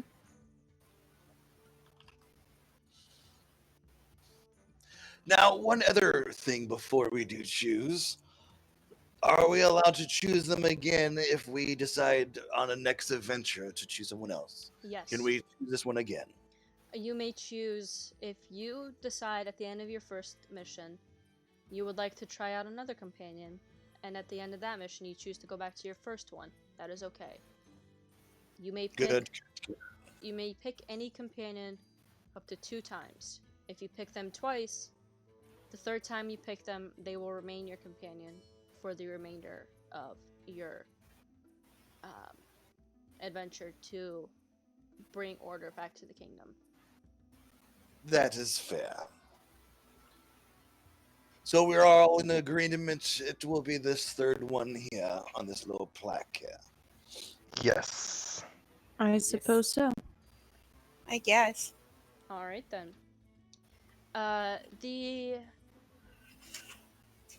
The artificer steps forward from the shadows. The surrounding, or their figure seemingly formed out of thin air with each step they take. The lights dim around them before distorting the characters behind them and illuminating your new companion. Before you stands... One second. Before you stands Hartley. Hartley is a retired soldier that once served in the War of 1347. After being released after getting caught using magic to defend a civilian that was listed as a threat to the kingdom, Hartley, now decades later, works as the apprentice to the local blacksmith, forbidden to use his magic within the kingdom walls. Hartley steps forward, and with a bright smile, or as he steps forward, you see that he is in uh, clothes that seem a bit too big for him. And you can tell he has a smaller figure, but he nonetheless is on the taller side. When you look at him, he has a bandage wrapping around his face, a long scar through the side of on the front of his face, and his only visible eye is a cloudy white that seems to move as he smiles. Hi guys, he smiles brightly, waving his hand and stepping forward. I can't wait to help you on your adventure. Welcome, good sir. It is nice to meet you. I immediately start sketching him in my notebook.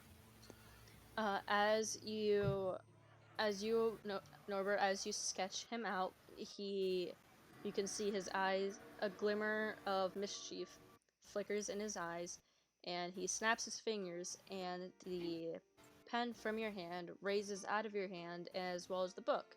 Now in front of you, you watch as the pen scribbles furiously, and not a short second later, it lands back in your hands with a very detailed and flattering drawing of Hartley. Thank you. He points to the drawing. He says, "Make sure you get my good side." Uh, Oh, I will. I will next time. Thank you very much for helping me. After your introduction, Feya nods and turns back towards the front door.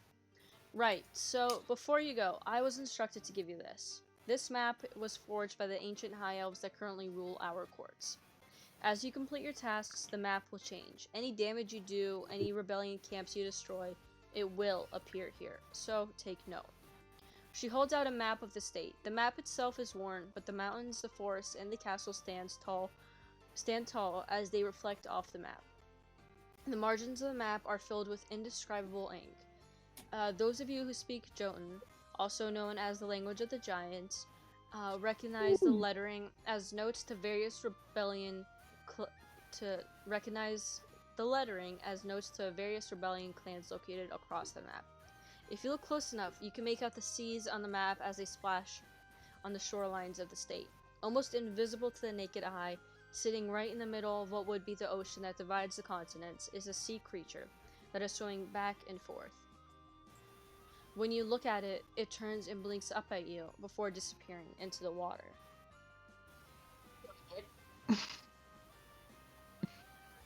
Along the shorelines and deep into the forest, you see the figures of various humans and creatures alike.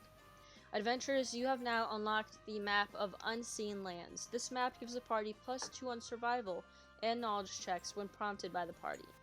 This map can be used to see upcoming potential danger once per day for a radius of 10 miles in any direction, not including underground or in-sky battles. Feya slides the map into a dark-colored scroll tube before handing it to your companion. You see Hartley swing it onto his back before making sure the lid was locked. Feya then leads you to the entrance. She clears your throat. Our southern borders are weakened due to a small rebellion camp having taken station right on the edge of the Beverly Forest. She doesn't look at you as she speaks. Now, this forest is used as the entryway to a trading post that is very valuable to the survival of this kingdom. Losing it would be the start of a very, very long civil battle. We need you to go to the camp and disperse of the rebellion. Use whatever means are necessary. You are expected to leave by dawn tomorrow. Use tonight to rest. Visit our potion shops if you have them. Stop by the tavern for a nice cool drink. If you need me or my guard's service at all during your quest, press the sword on your map and we will be at your side. For a small fee, of course. Adventurers, you may now start your adventure south. Time skip to the next morning. In the morning, right before dawn, you make you wake to see a wagon waiting for you in front of the main gates. Your companion is already seated in the driver's seat, though you notice the wagon is not being pulled by anything, nor does it contain an engine. Please roll another perception check, everyone.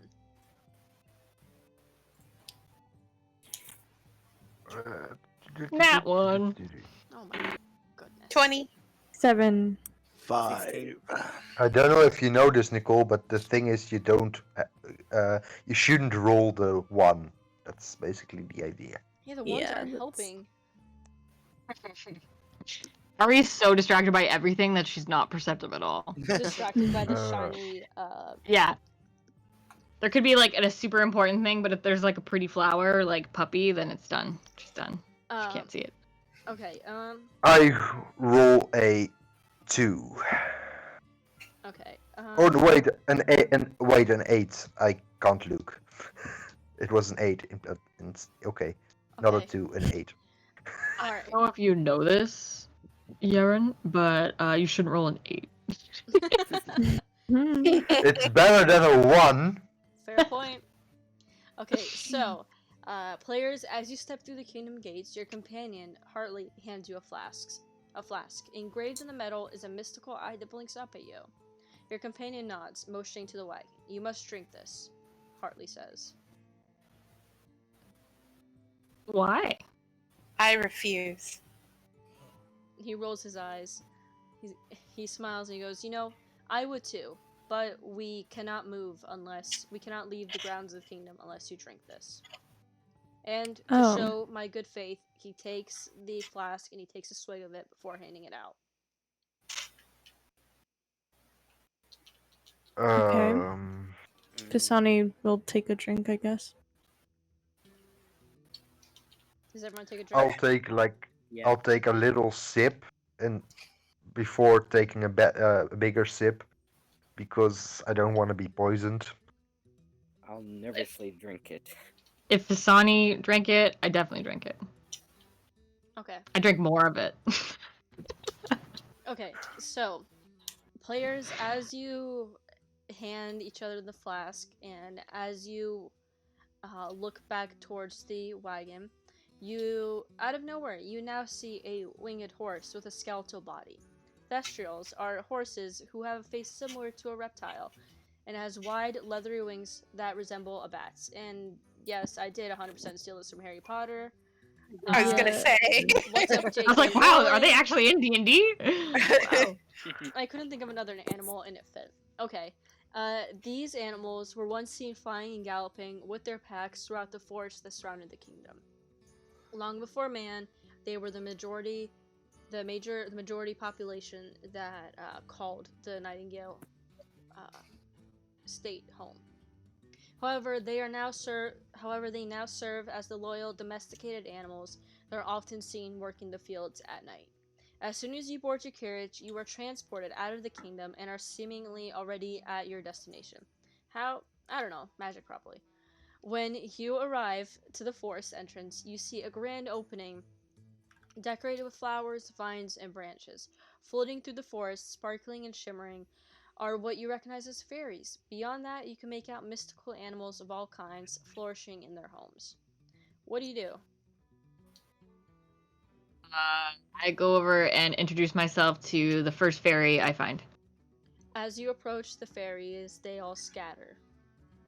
Seemingly intimidated by your... No, look at my flower! I show them my, super golden fun tulip. As you show them the super golden fun tulip... The super fun golden tulip. One of the fairies come out and reluctantly look at you behind a flower.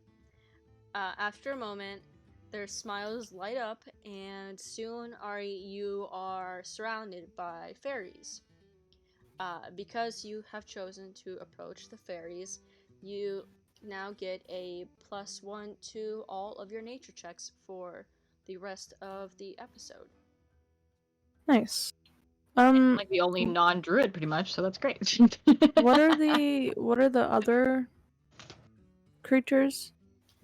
From where you currently are standing, you can only see the figures of the creatures. As soon as the carriage touched the ground, they scattered away, and from this you can tell that they are, for some reason, scared or nervous about your presence. Can I try to have a little chat with one of them? Yeah, Just, can you know, chit as chat. well? Roll a nature. Of course. I roll a 10. I roll a 14. As you try to get close to the animals, as you try to get close to the forest animals, the majority of them do run off. However, I meant the fairies. I want to talk to the fairies. oh, I wanted to talk to the animals. okay, so as you approach the animals, Marcus, the majority of them do run off. Yaren, as you try to approach the fairies, who are still completely amazed by Ari, they see you and they scatter back into the forest. No, come Norbert. back. Come back. No. I won't eat you. As soon Norbert, as if you say I that, wasn't going to eat them, I don't think that's what they're worried about. as soon as you say that, Norbert, they disappear from sight completely. Can I Norbert- speak with animals on the animals? And there are no animals within immediate range. They all kind of What? ran away from you. What? To be fair, you had to roll a 20, a nat 20 for that. Yeah. Rude. I put my super fun golden tulip back in my buttonhole. But I also look for other super fun flowers that might be around. Buttonhole. So as you approach the entrance of the forest, you see various roses and daisies and some flowers lining each side. And as you admire the flowers, they seem to stretch on for miles and miles and miles when you get close to them. However, when you stand up, it goes back to a small patch of flowers surrounded by trees. As you're walking down the path, Hartley shoves his hands into his pockets, and nods quietly. He clears his throat and he goes, "In case you haven't noticed, the Fae do have a spell on the majority of the wildlife and the plant life within the forest. The closer you get to the flowers, the larger they grow. The closer you get to the animals, the further away they become. It's rather hard for just about anyone to approach these animals. So don't worry if they don't like you right away." That is expected of the Fae. As you continue your way down through the forest, you encounter a path, seemingly man-made, but following it, it leads you to a fork in the road. A figure leaning against the side of a sign with a curious gaze set on you. And this figure is a young elf. His eyes pierce through you, but his smile is both mischievous and mysterious. When he speaks, it sounds like he is standing on either side of you. To grant entrance further, you must listen to the land of the murmur. For the people in this land, we have but a simple demand: find a peace to grow old in, nothing too grand. To seek entrance forward, you must speak the language of those often misheard. You must state your mission, follow these rules, and speak with ambition, or fall into great submission. As you approach the figure, Okay. Harley steps towards the back of the group. Okay, you said he's an elf, right? Yes. Well, let me check. I speak Elvish. I also speak Elvish. Okay, do you try to As talk to do him? I. I Excuse do me? not. Do you try to talk to speak him? Draconic. Yeah, I would like to try to speak in Elvish. Okay, what would Might you like work. to say to him? Maybe we should be careful. Yeah. We have to state our mission with ambition and what else? He was rhyming a lot. Ambition, mission, What else did he say? Fission, I don't know. Or go into Nuclear submission. fission. Go into submission. Yeah, so that's I'm worried that if we say something wrong, Yeah. then we might lose our chance, like our whole chance. Why are we here again? Well, I think we were To- trying to get to a camp, right? Yeah, to a rebel camp. Well, then let's tell them exactly what we're doing. Do you think we But should what if rhyme it? they're I just what walk if they're over. part of the rebel camp? I want to tell him in Elfish that we're here to help. Alright, you speak to him in Elfish. Yes. He looks at you curiously before saying again, "To grant entrance further, you must listen to the land of the murmur. For the people in this land, we have but a simple demand. Find a peace to grow old in, nothing too grand. To seek entrance forward, you must speak the language of those often misheard. You must state your mission, follow these rules, and speak with ambition, or fall into great submission." So Okay, should so- we listen? Can I listen really hard? Like I'm gonna go Yeah. away from the group where nobody's talking and like try I and listen. also I'm also gonna just Me and break Fizani off. go and lay down with our ear on the ground. Yeah. A listen check. I don't know. I don't know, maybe perception? I don't know. Yeah. You can do perception with nature, with your whatever nature you have. Ari, because you do have those nature modifiers. Okay, so I think I just had a +1, right? With the flower was a +1, and the 2. Was it a Oh, I thought it was reduced damage or something.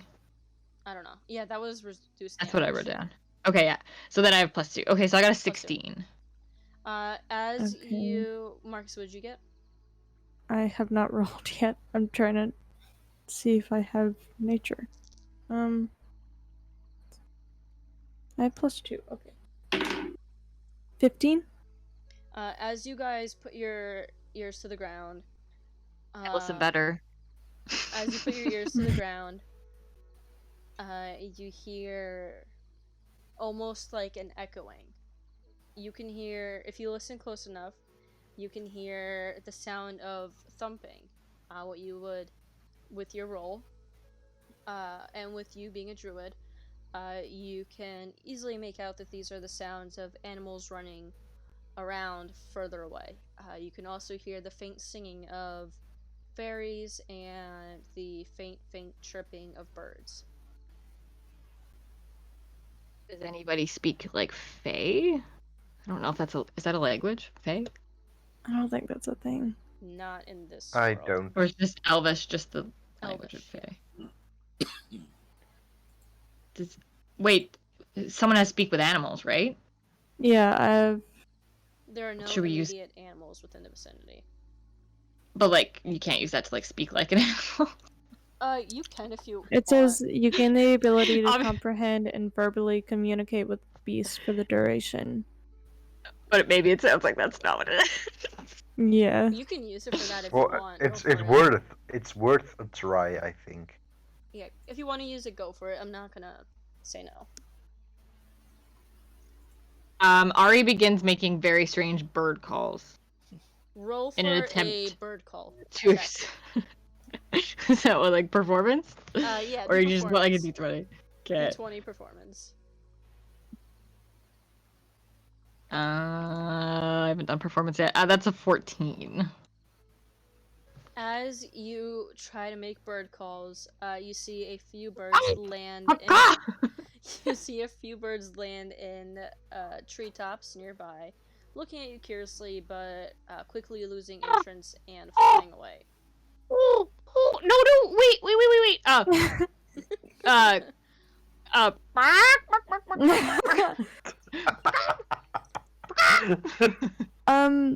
Didn't she say Alright, that something didn't work. about a thing that grows old or something? They want summer to grow old, like in peace or something. We need to speak in the language of those most unheard. Okay, I want to say we have to speak the language of the trees, but I don't think that's a thing. Maybe uncommon?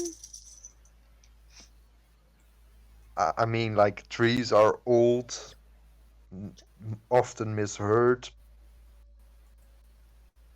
I think it could be something, but I don't know. Don't think We trees speak have with a. tree. I do a tree pose, like a yoga tree pose. Ari, as you do the tree pose, you see one of the taller oak trees around you. You see one of its branches slowly move to mimic the pose your arm is at. Ha! I was onto something. Can I go talk to the tree? You walk up to the tree, and as you start to talk to it, you realize it's just a tree, a normal tree. I give it and, a hug anyway. As I you thank as you it for doing yoga with me. Namaste. as you hug the tree, you hear the light giggling of fairies. I giggle with them. I don't know how to giggle. Fasani is gonna go and like listen to the tree because they are very confused on why Ari is giggling at a tree. Can Fasani also hear the giggling? Yes, you two, Fasani and Ari, can both hear giggling because of your roles. We both Just- just stand there giggling. The rest of the party has no Yeah. idea what's happening. I think We I want to look live like here. idiots. We just like lay down in the dirt and then we Yeah. went and hugged a tree. Vandrel sighs at his party. And then he takes off his warhammer and gives it to Jeffrey. And he walks off into the forest, looking for a place that is nice and quiet.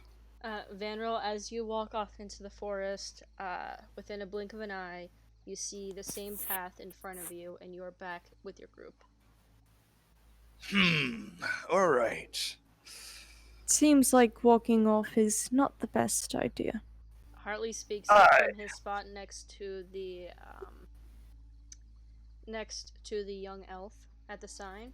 He goes, "I should have probably mentioned that the Fae like to play games, But of course. so be careful what sounds you follow and where you go, for you may never know where you'll end up." Yes, but the thing that he said there, the fact that we're looking for a place to grow old, I am going to go look for that. So I Well, walk why off don't in a you? different direction. And you return right back onto the path. Hartley tilts his head and he motions toward the person next to him and he goes, "Why don't you ask him again?"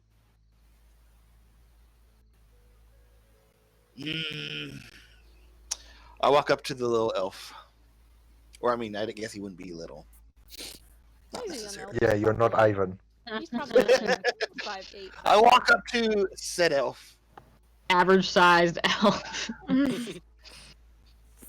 Now, dear elf, good sir, do you know of a place that I can go to grow old?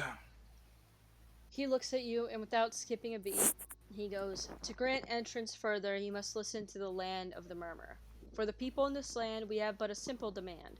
Find a peace to grow old in, nothing too grand. To seek entrance forward, you must speak the language of those often misheard.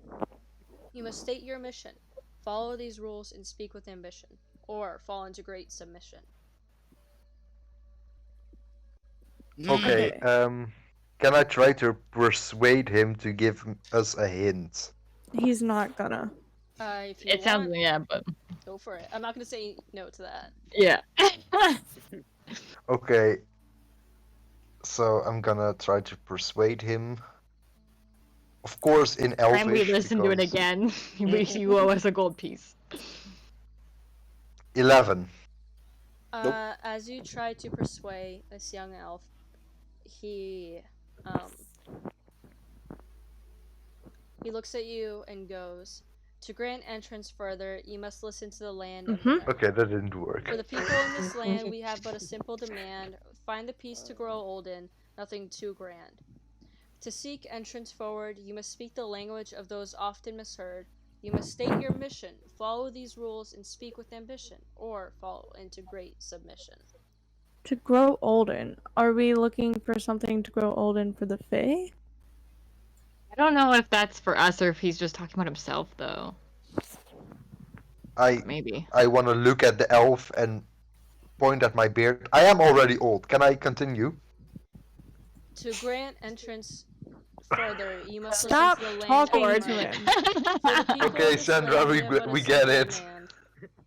Okay, so Listen. we tried listening to the land. We heard animals. We heard Mhm. birds.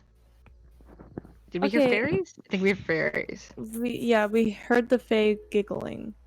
Should we just? Well, no, we giggled already.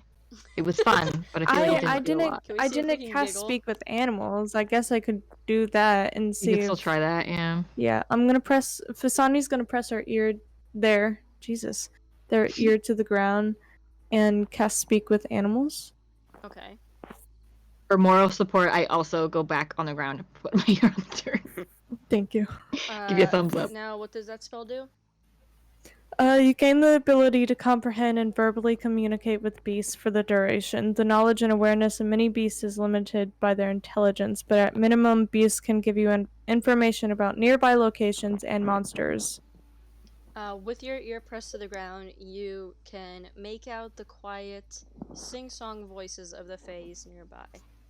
And as they speak, you hear them say, "Find a piece to grow old in, nothing too grand. Find a piece to grow old in, nothing too grand. To seek entrance forward, you must speak the language of those often misheard." And They're as you just continue to repeating. listen, you hear that the fae and the animals that do sometimes come in within range are repeating the same thing. They aren't saying anything, they're just repeating what the elf is saying. They are repeating the old thing. Companion, good sir. What was your name again? Harley. Hartley. Hartley or Harley? Hartley. Hartley. Yes. I'm going to have to borrow your clothes, good sir. That is rude. I just asked. It's okay. Hartley looks at you, Vandril, and raises an eyebrow and goes, I don't think you'd be able to fit in my clothes. Don't And- worry about me. It's not for me. So I start tugging on his shirt to try to take it off. Hey, roll persuasion. Vandril. A persuasion? Yeah. Okay. Where the fuck is my dice?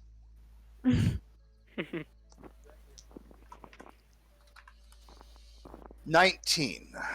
Whoa. Hartley looks at you before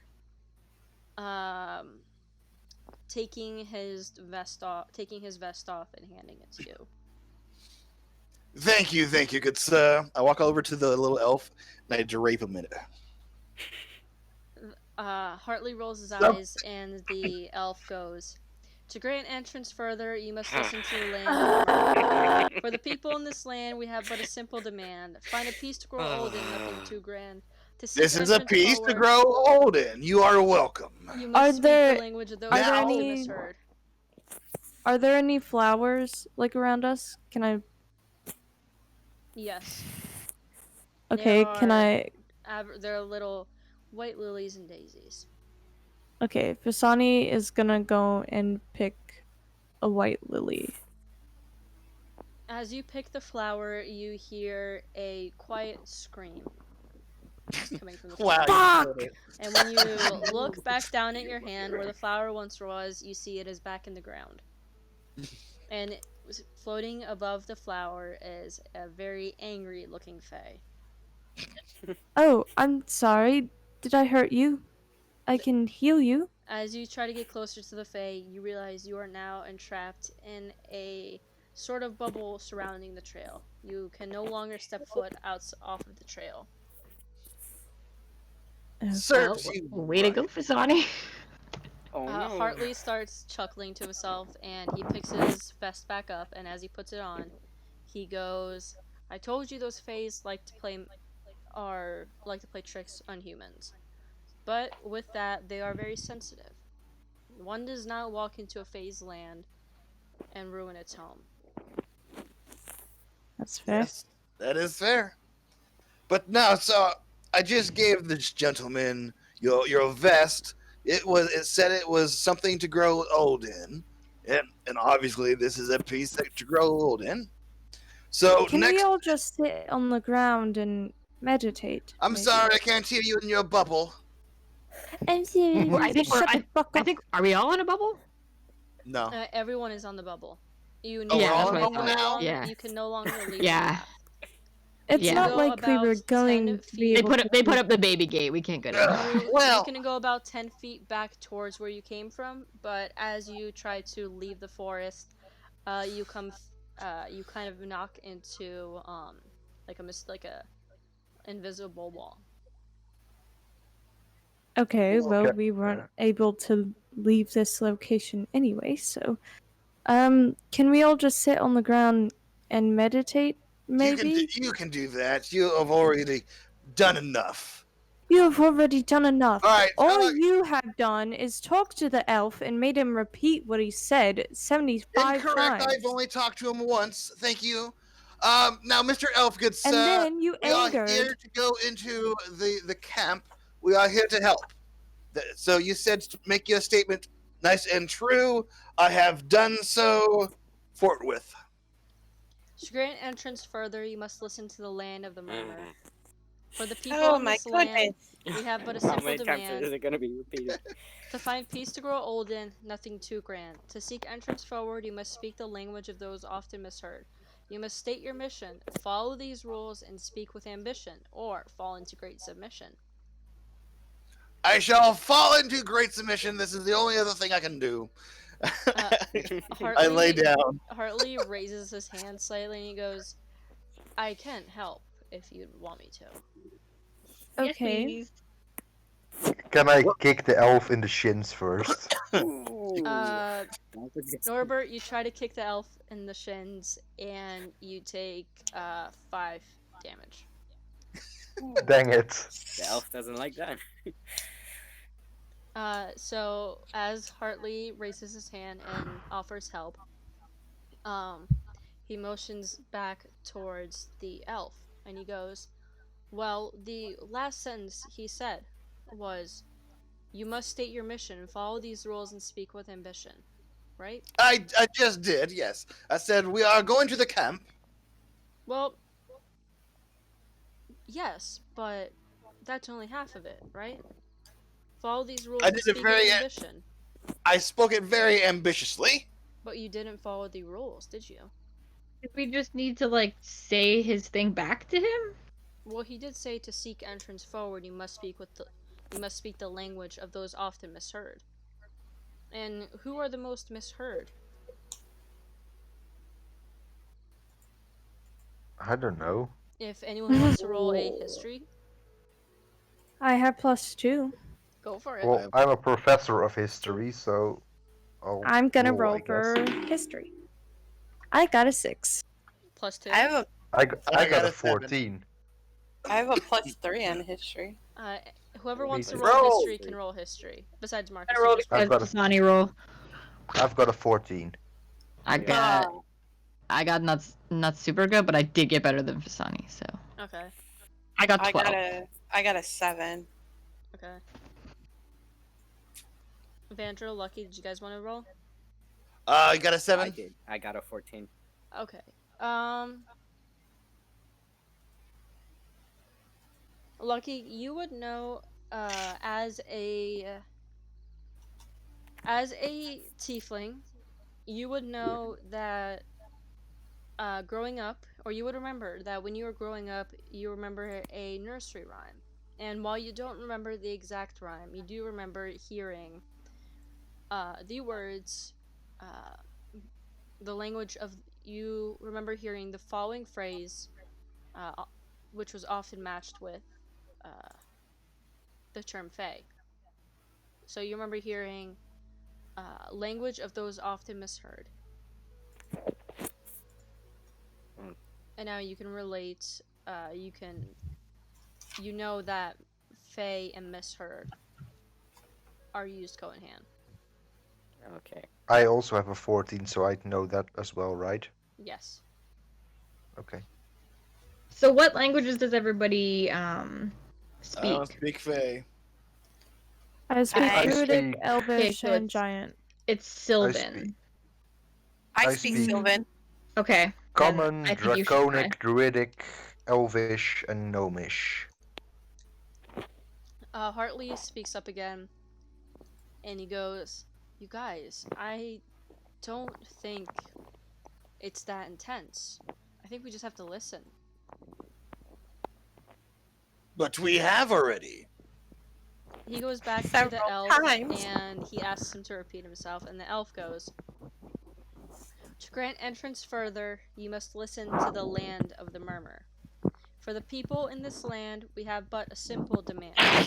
Find a peace to grow old in, nothing too grand. To seek entrance forward, you must speak the language of those often misheard.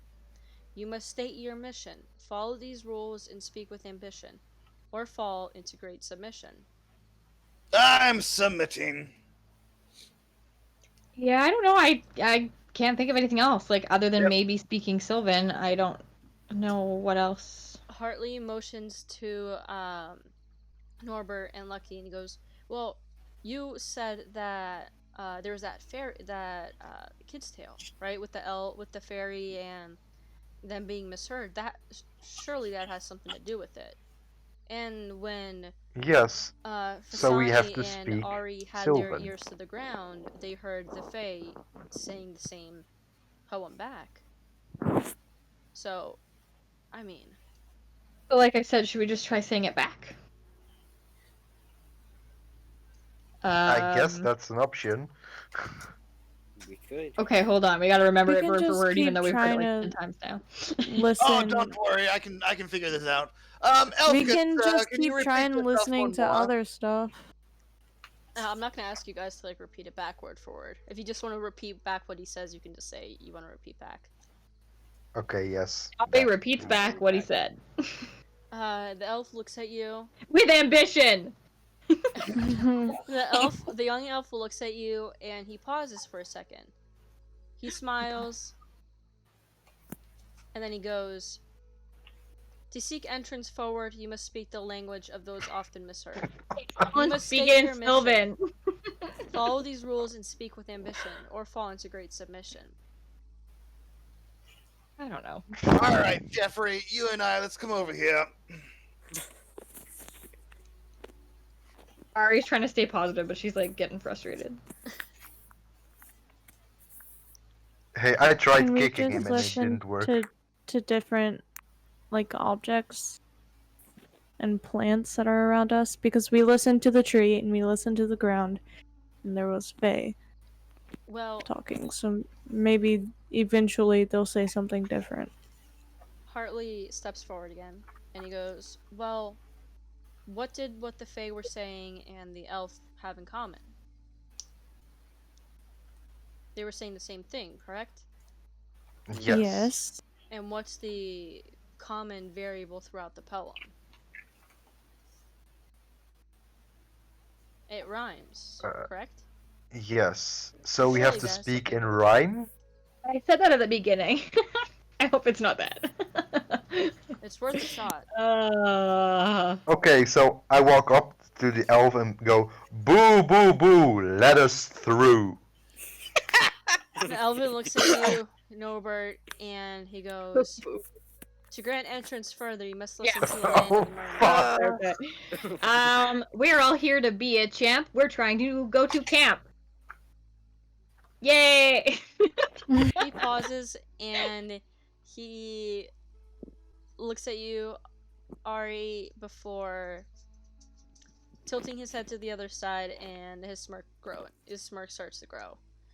But just as you think he's about to say something, he says, "To seek entrance forward, you must speak the language of those often misheard." Yep. I have no idea.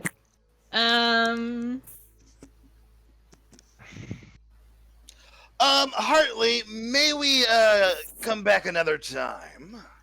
He clasps his hands in front of him and he goes, "Unfortunately, now that we have stepped foot into the Phase Forest, we are no longer able to step foot out of it without their permission. And being that Fasani here plucked the home of a noble Fae, I don't believe that is happening anytime soon.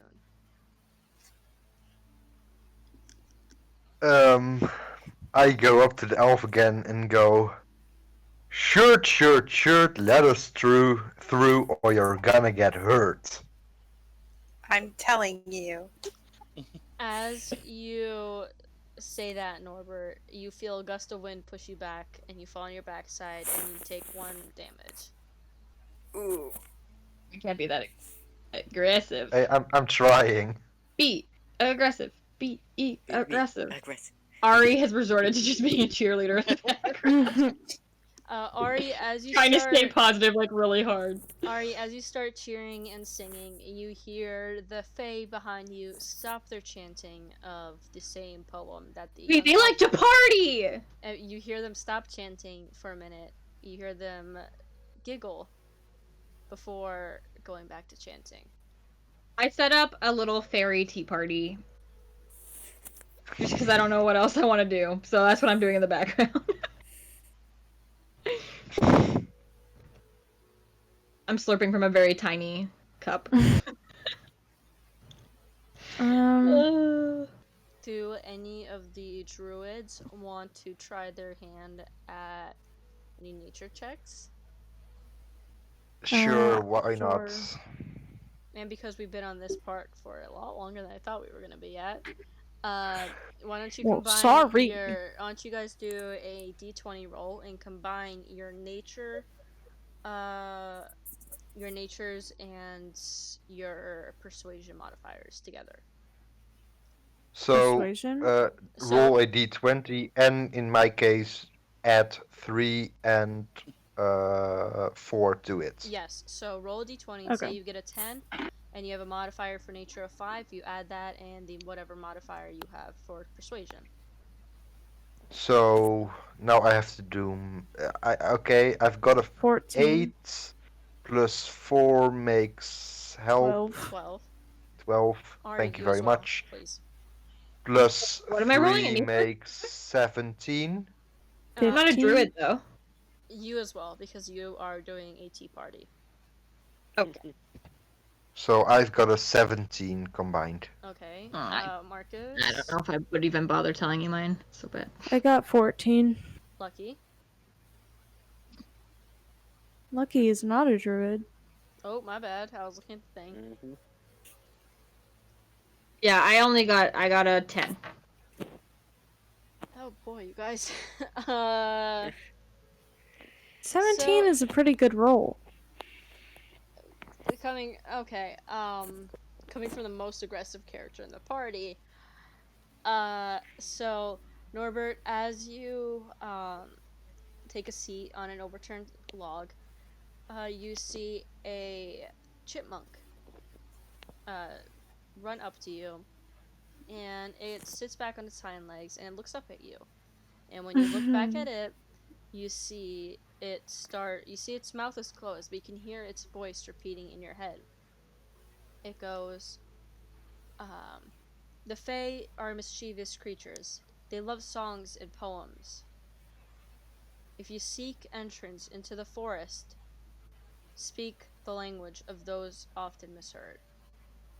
Okay, so let's sing some songs. Yeah, I might as well do that. So I just start singing the first thing that comes to mind, which is nothing. You see the chipmunk facepalm as you start to sing. I I do sing, a I see cheerleading your version. face. I see your face palming chipmunk. La la la la la la. Then I glance over to the elf. Is it working? Please. To seek entrance forward, you must speak the language of those often misheard, he says. Sings this along with him. Ari goes back to cheerleading. As She's Ari just chanting starts the same thing over and over cheerleading- again. As and Ari dancing. starts to cheerlead and dance, you can see the face start to come out and float around you. Come Okay, back. so I'm confused. The Fae are Can you guys They- sing with me? I ask all the fairies if they'll sing with me. They look at you, and as you see they're smiling, and because they're so small, you don't hear them, but you do hear sort of a whistling around you, and Hartley smiles. Hey, and you guys are doing awesome! And Hartley I'm smiles and he gonna. goes, "You are starting to speak the language of those often misheard, but you must follow these rules." Or Okay, I the sing about rules. our mission again. And But I already did that, though. maybe follow his rules. Maybe follow his rules. Obviously, we don't know what his rules mean.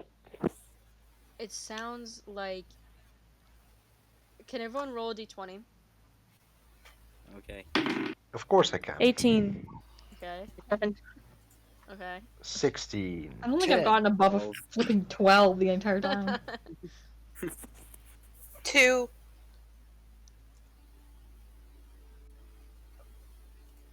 Fangirl, what'd you get? Hmm? Vandrel? I got a 10.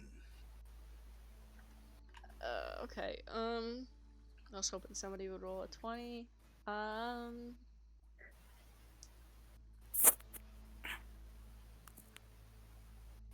Okay.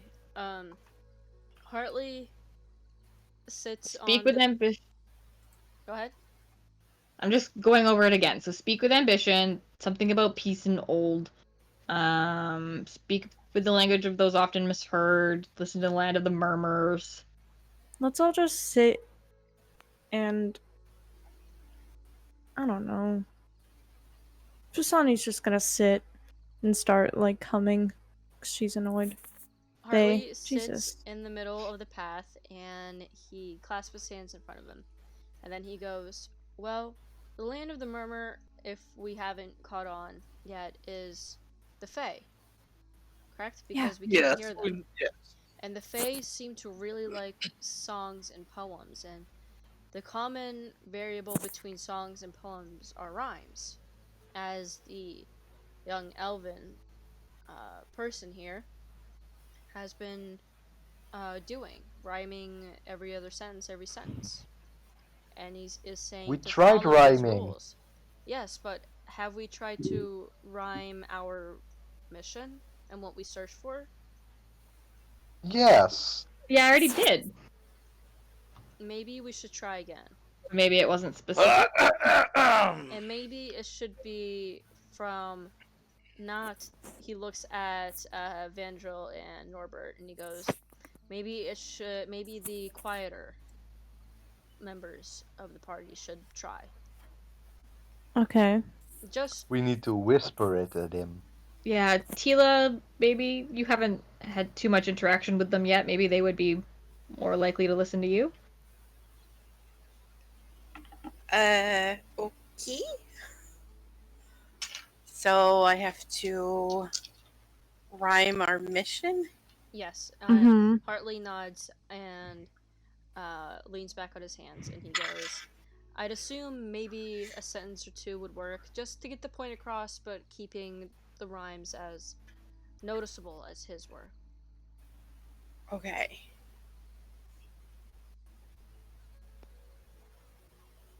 Oof. Maybe we should include the word ambition. He said to speak with ambition, so maybe use the word ambition. We have the Our ambition true to do our ambition mission. for this mission. Yes, our true ambition. Our true ambition for this is to cure our lonely condition. Okay, anyway. We've got a petition. Here, I present you a petition. We've got a lot of ambition. Now let us thank you for the pass. raid. You. Sorry, Aaron. I was just Welcome trying to do a freestyle rap. Welcome I- to yeah, trying our to. campaign. Trying to freestyle a rhyme is not working. Yeah, you caught our players in the middle of trying to rhyme their way out of a little situation. How was your stream, Nudge? Thank you guys for the raid. My name is Sandra. Hi, Potsy Nudge. Plays. I am the DM for this current campaign. Our other DM is Nicole, Magma Kitty Live, for the Hello. Peekaboo campaign. And this is the Nightingale campaign. Our true ambition for this mission. It's to seek entrance to the True rebel ambition camp. for this mission. What rhymes with camp? Champ, stamp, Champ. lamp, Lamp. To Ramp. seek entrance into the camp to stamp out the Hmm. rebels. I don't know if that totally rhymes. Yeah. Let's see. Our true ambition for this mission, before we cramp to just- get to camp, to help the land. Okay. What? I've got something. I've got something. No, you're Our not allowed true- to. No, yeah, no, you're not allowed. I'm just. Okay, I'll shut up then. Hartley speaks up and he goes, I think as long as they don't approach any Fae or the young Elven anymore, I do believe Vandril and Norbert might provide some insight into helping us continue. Okay, Norbert, Okay. go ahead. Our true ambition for this mission is to pass you if we can get some permission. If that doesn't work, I'm just gonna cry in a corner. Tila, would you like to try that? Okay. So I walk up to the elf, right? Yes. Yeah.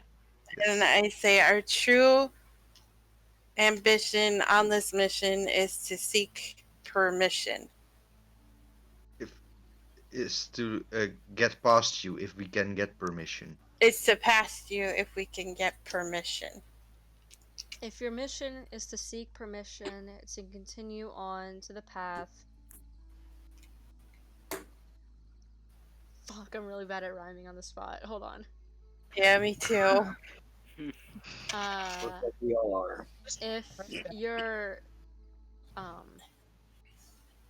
if your mission is to continue onto the path.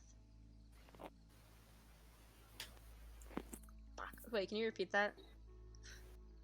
If Our true ambition on this mission is to get past with your permission. Yes. If that is, you see the Elven perk up a little. His interest is fully gained and turned onto you. He goes, if that is what you truly seek, then I hope you prepare for what you reap. And after a short pause, he steps to the side, and you hear a little pop, and when you reach out again, the bubble is no longer there. Oh, Pog. Okay. Did we do it? I guess this means we did it. I jump up and start running before he changes his mind. Norbert, as you are running, you trip over a little uprooted tree root that you could have sworn wasn't there a minute before, but you can just assume that one of the Fae put it there. Do I take any damage? Nah, you're pretty low to the ground. I'm very hungry Okay. after this. We're almost done. After all this thinking. We have about... We were very close to the end. Okay. I thank all my fairy friends. I say like namaste again. Do my little tree pose to the tree. Don't thank the Fae. The Fae bow back to you, Ari. And as our adventures continue forward, you see a camp just over the hill in the clearing. Roll for investigation. Everyone. Okay. Okay. That's a D20 plus your modifier. That right? one. Yes. I got a Nicole. 5. I'm so distracted by the fairies. I got roll a 13. 19. I roll a natural 20 plus 1, so 21. Awesome. So, Wow. Because you rolled a 20, you know it's an elven camp. As you approach, a young halfling runs up to you. Her eyes are wide as you approach, and she's quick to start talking to you guys. But before you can respond, two older elves rush over and shield her from you. The further into camp you go, the more you see the people living there. Elders, children, and soldiers alike are watching you skeptically as you walk through the camp. These are rebels, aren't they? Most likely. That's what we were told, but they don't look like a unruly bunch. Thank you I for the just follow. want to say hi to everyone that sees me in Elvish. Norbert, as you say Just- hi to them, one of the children nearby, they grin up at you and they wave back. Thank you for the follow. In Elvish, of course, eh? Yes. One Because of that the works. soldiers step forward and he has a spear drawn, aimed directly towards you. In perfect Elvish, he goes, "State your business. How did you find our camp?" Um, okay, he doesn't rhyme, so that's something. I was thinking about having everybody rhyme, but then I realized how incredibly difficult that was. I spent an hour No. trying to figure out that one little paragraph. I'm glad it got its use. State our business. Our business is to help, young man. Yeah, we've been sent here to help, I guess, maintain the front. here Ari, at you camp. don't speak Elvish. Oh, well, I'm speaking to you then. Tell them what our business is. Well, Uh, we don't know if he he- was speaking in common. Yeah, No, we don't he- know if he speaking doesn't common. speak common or not. So Sandra this said in soldier- perfect Elvish. So this soldier, he does speak perfect Elvish to Norbert and to those who speak Elvish, but he does speak common and he does understand you, Ari. As you Okay. speak, he turns to you. I'm sorry, what was that? He says. No, that's okay. You can continue your conversation with Norbert. He turns back to Norbert. Not all of us do speak Elvish, though. Just so you know. But we're here to help. Glad to know. How did you get here? Through that forest back there. We solved the riddle in like 2 seconds flat. A record. You know, usually people spend about, goodness, an hour, maybe an hour and 30 minutes trying to solve it. And I can't blame. It's a difficult riddle. I told the other guards that it might have been too difficult of a riddle, but nobody ever listens to me. You know, nobody ever listens to the young guard. It is a good way to make people who are not with good intentions to maybe just give up.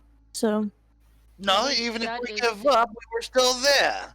That was the goal. As Yeah. you, In a bubble.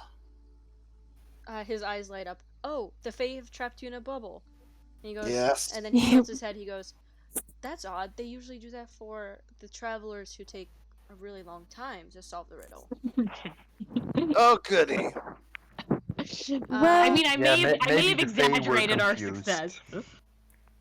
As Maybe you, the Fae were confused. as you It guys, felt like only 2 seconds because it was so enjoyable. That's what I'm saying. he nods. Yes. He goes, "Oh, okay." Enjoyable. As you guys talk to this soldier, you see a group of other armed soldiers rush over as they start to panic now that this one has let his guard down. However, before they could get close, the elder of the camp, a graying older elf with hair braided back and a long white beard tangled with flowers, steps forward, his hands clasped together in front of him, and a sweet aroma filling the air. "Stand down, gentlemen," he motions to the soldiers. "Our friends here must be starving. Come, join us for a feast."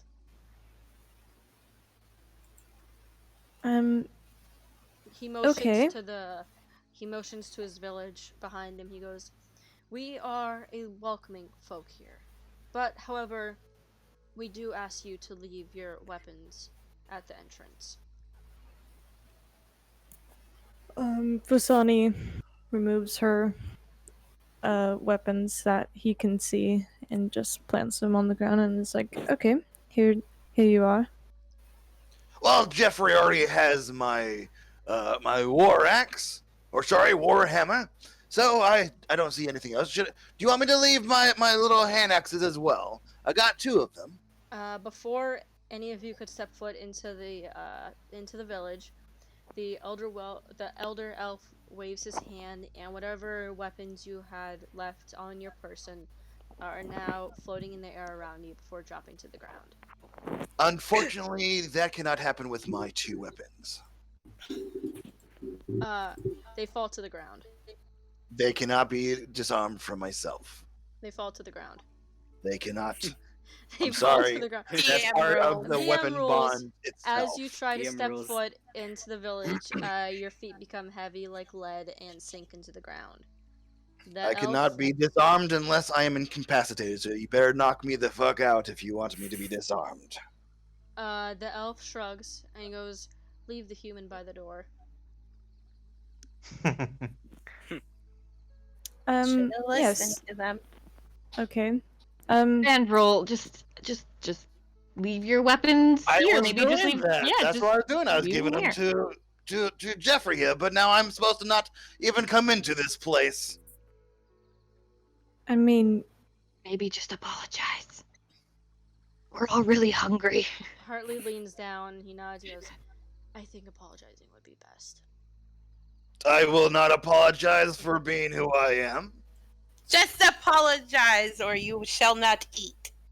I have food of my own. I don't need that food. As you Okay, just leave him in uh, the ground. the longer you stand there, um, the more obvious the scent of freshly made meats and baked goods fill the air. You feel your stomach start to grumble, and you see kids rushing towards the very open and very incredible smelling barbecue, only a couple yards away. Can I, Okay. while Fandril is stuck in the ground, can I use my pen to draw all kinds of weird shit on his face? Yes, roll d20 to see what kind of weird shit you draw. I mean, it's Okay. only his feet in the ground, isn't it? Yeah, but he can't like run away, so I'm free to draw whatever the hell He I want. can- But he can grab you. Yeah. No, he That's pretty can't fast. because I Yes, he just decided can. that he can't. No, he That's can't. I not just how that decided You he works. can't. can't. No, that's not how it works. It's not Oh. player rules. Okay, it's only a 5, so it's not that bad. So Norbert, you only just managed to draw half of a mustache on Vanrel's face before he grabs you and tosses you to the side. You do not take any damage because you landed in a bush, but It's still half a mustache. But because the guards found that so funny, they lift Vandrel from the dirt and they quickly disperse. Okay. Vandrel, get rid of your other axes and I did. I was So- attempting to, and then I was Okay. been rude at. So I was rude at. that's right. My words are no longer functioning. I'm gonna say that from now on, though. Rude. Yeah, that person was rude at me. That's I right. like it. I just like it. It It was like my thing yesterday. The elder Elvin leads you to a nearby open clearing. A long, handmade dark oak table sits in the middle. Pillows sit on the benches, and lights decorated all around you fill the environment. You can hear the Fae laughing and dancing in the wildlife around you, mixed with the happy, casual chatter of the elven folk as they gather for their feast. Light-hearted, friendly, welcoming music fill the air, and you're welcomed. And the second you step foot into the clearing, you're met with this warm, loving, positive embrace. The elven turns to you. My apologies. My name is Sir Kennedy. Welcome to my family. He waves with a warm smile. Tonight, we are celebrating the youngest graduation to their next level of schooling. Please, help yourself to the food and drinks around us. Mingle, I must attend to some business before we can talk, but I assure you that I will be back very soon to answer any questions you may have. Okay. Players, as you walk in further into the clearing, you see a long buffet table with various stews, with various plates of food, and drinks if you need them. Is there pie? There is indeed pie. Is it apple pie? It is. Okay, I would like to grab some apple pie. Norbert, you take a slice of freshly made apple pie, and as you take a bite, you gain back all of the hit points you have lost up until now. Which is quite a lot. It is very a Yeah, lot. because you kept picking people.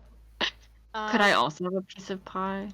yes, you also regain any of the hit points you lost back. Oh my gosh. One Ari of like the- deeply smells the pie, like One of smells the good. younger Fae, or one of the younger elf children, they run up to you and they motion and they grab a big bowl of stew.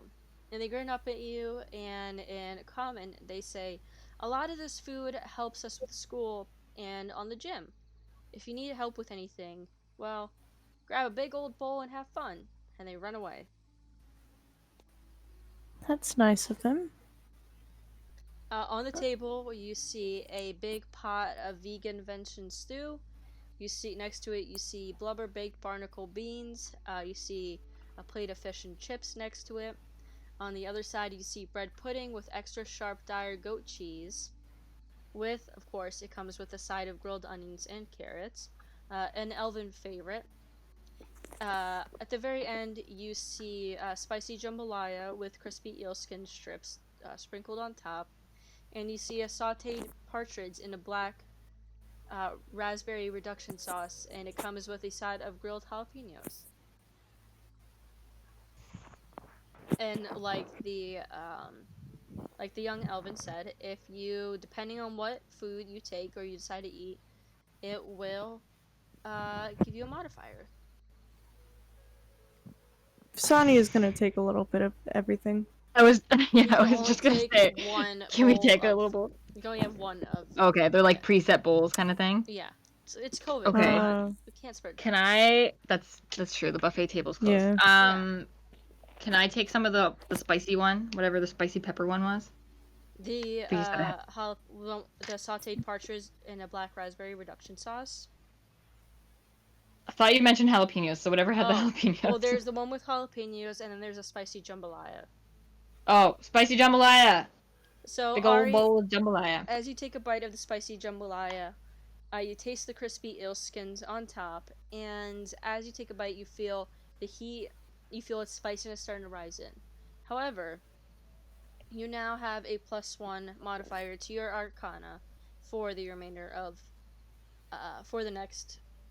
I was gonna say for the remainder of the episode, but for the next 24 hours.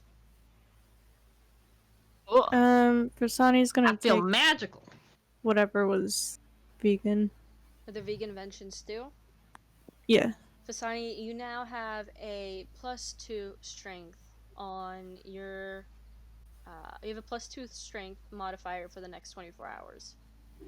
Nice.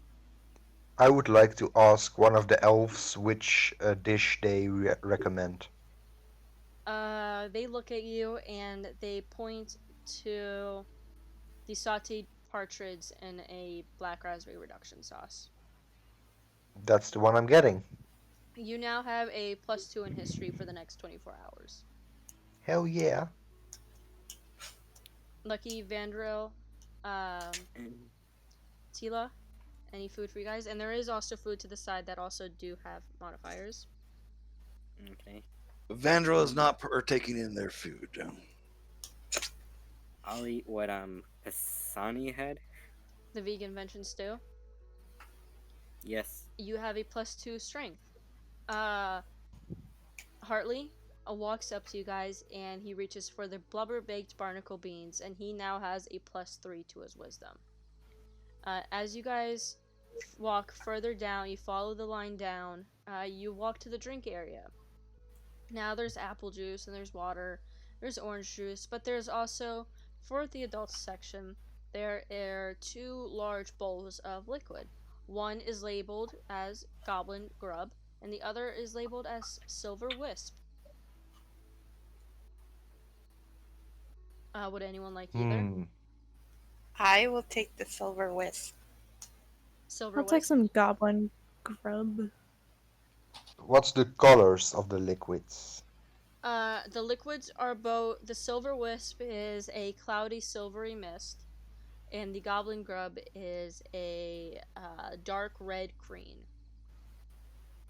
That sounds very tasty. I'd like the goblin thingy. So two for goblin grub and one for wisp. Mm-hmm. Yes. Anyone else? No, I'm good. All right. Marcus, Yaren, because you two chose the goblin grub, you now have, or goblin grub is the cheapest rut gut ale in the land. This is the stuff that can be brewed with all types of ingredients and sometimes including goblins themselves. The taste is Oof. horrible, but it does get the job done, and you now have a -3 on acrobatics for the next 24 hours. Yikes. For whoever chose the wisp, the silver wisp, is was- a Pone Orcish ale where the vintage is measured by how many lumps are in it. The more, the better, obviously. Normally only given as a rare gift by people who have done the Orcish people with great service. The Elven tribe have successfully mastered how to brew their own. And now for those who have chose a cup of silver wisp, you now have a +3 to your stealth for the next 24 hours. Well, that'll help me because I have poor stealth. There you go. So as you feast, you see the elder man return. He takes a seat at the table and clears his throat, and soon everybody begins to take their seats at the table. He turns to you guys and he smiles warmly. Now, I could imagine you travelers have some questions for us, no? Um, Yeah, I mean, we were Yes. sent here to help. What do you need help with? Help with what? He asks. We no Yeah, longer remember. we heard something about like rebels or something. Do you know anything about that? these are the rebels. He sighs, and you could see that wave of sadness has overcome him. He sets his fork down and he clasps his hands in front of him, and he goes, "Our people, you see, we are travelers. We go from clearing to clearing, following the song of the Fae. We do no harm and we mean no harm. We're a peaceful people, you know? Tonight, I Fate has know. brought us here. On our journey, we have met many, many incredible beings, but none such as those in this forest. We have been traveling for, oh, what's it come to now? 700, 800 years? Since long before the war. Anyways, in the time we have learned, seen so many things. We have seen wars, policies enacting. We have seen famine and droughts, collapses and growth. He stops. His eyes become fixated on the dark forest at the end of the table, and when you follow his gaze, you see a tall, dark shadow cover the trees. The skies around you grow dark. The fae stop singing, the animals stop, the birds stop chirping, and the animals grow quiet. Children stop laughing, and the music comes to an end. Emerging from the forest, as the sound in the forest seemed to vanish altogether, is a group of dragonborn. However, these are not your regular dragonborn, for their red scales have molded to a dark, moldy black. Their teeth were bared and their eyes were glowing a terrifying yellow. As they step into the light, you see the fae scatter. Children run towards their parents, but before all the fae could escape, one of the three dragonborn grab a fae child and toss them into the air. But before they could get far, the fairy, its wings torn and completely shattered, is engulfed in a dark, dark cloud above you. The tallest of the dragonborn smirks wickedly at you, their teeth snarling as they begin to chant. The two smallest dragonborn of the group run towards the scattering groups, their voices cutting the fog and syncing with the chanting of the tallest dragonborn. Down the kingdom must go, they chant, for the wicked king will show. Down the kingdom must go, for the wicked king will show. And that is where we will end our first session. Oof. Oh boy, Cliffhanger. my Dragonborn buddies are so bad. Yeah. Wait, They were do they were rude Dragonborn- at us. They were rude. Do Yeah. Dragonborns speak Draconic? Yeah, I do speak. Like Ari speaks Draconic, yeah. But I don't. They weren't Okay. speaking Draconic, were they? No, they were speaking. Mhm. They were Elvish. They were speaking Common. Okay, but they usually do know Draconic, right? Yes. And more will Good to become know. more will become like talked about and explained in the next episode once I write it. But these are not your average Dragonborn. And the Dark King will rise. Ooh. Alright, I am very hungry, so I'm going to go. Yeah, but thank you so much Goodbye, for the very hungry. session. Thank you Thank you for guys DMing. so much. Thank you. Oh my god, that was so much fun.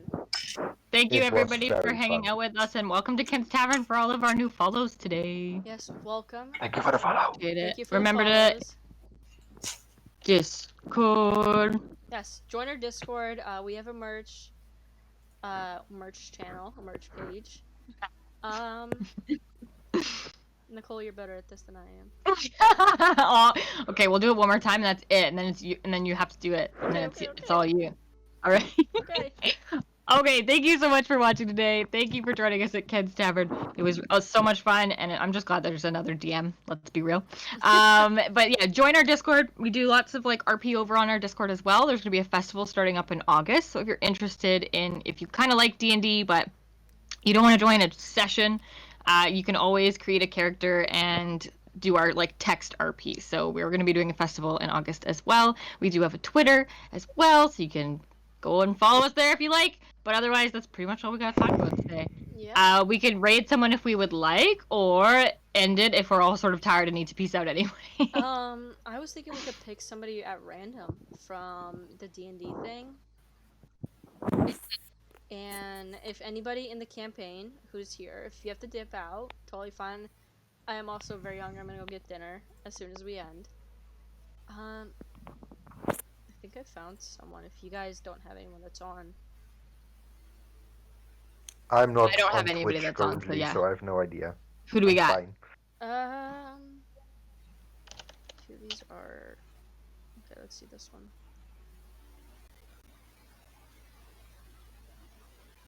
My Twitch is very slow when I have OBS and everything running. Science is changing.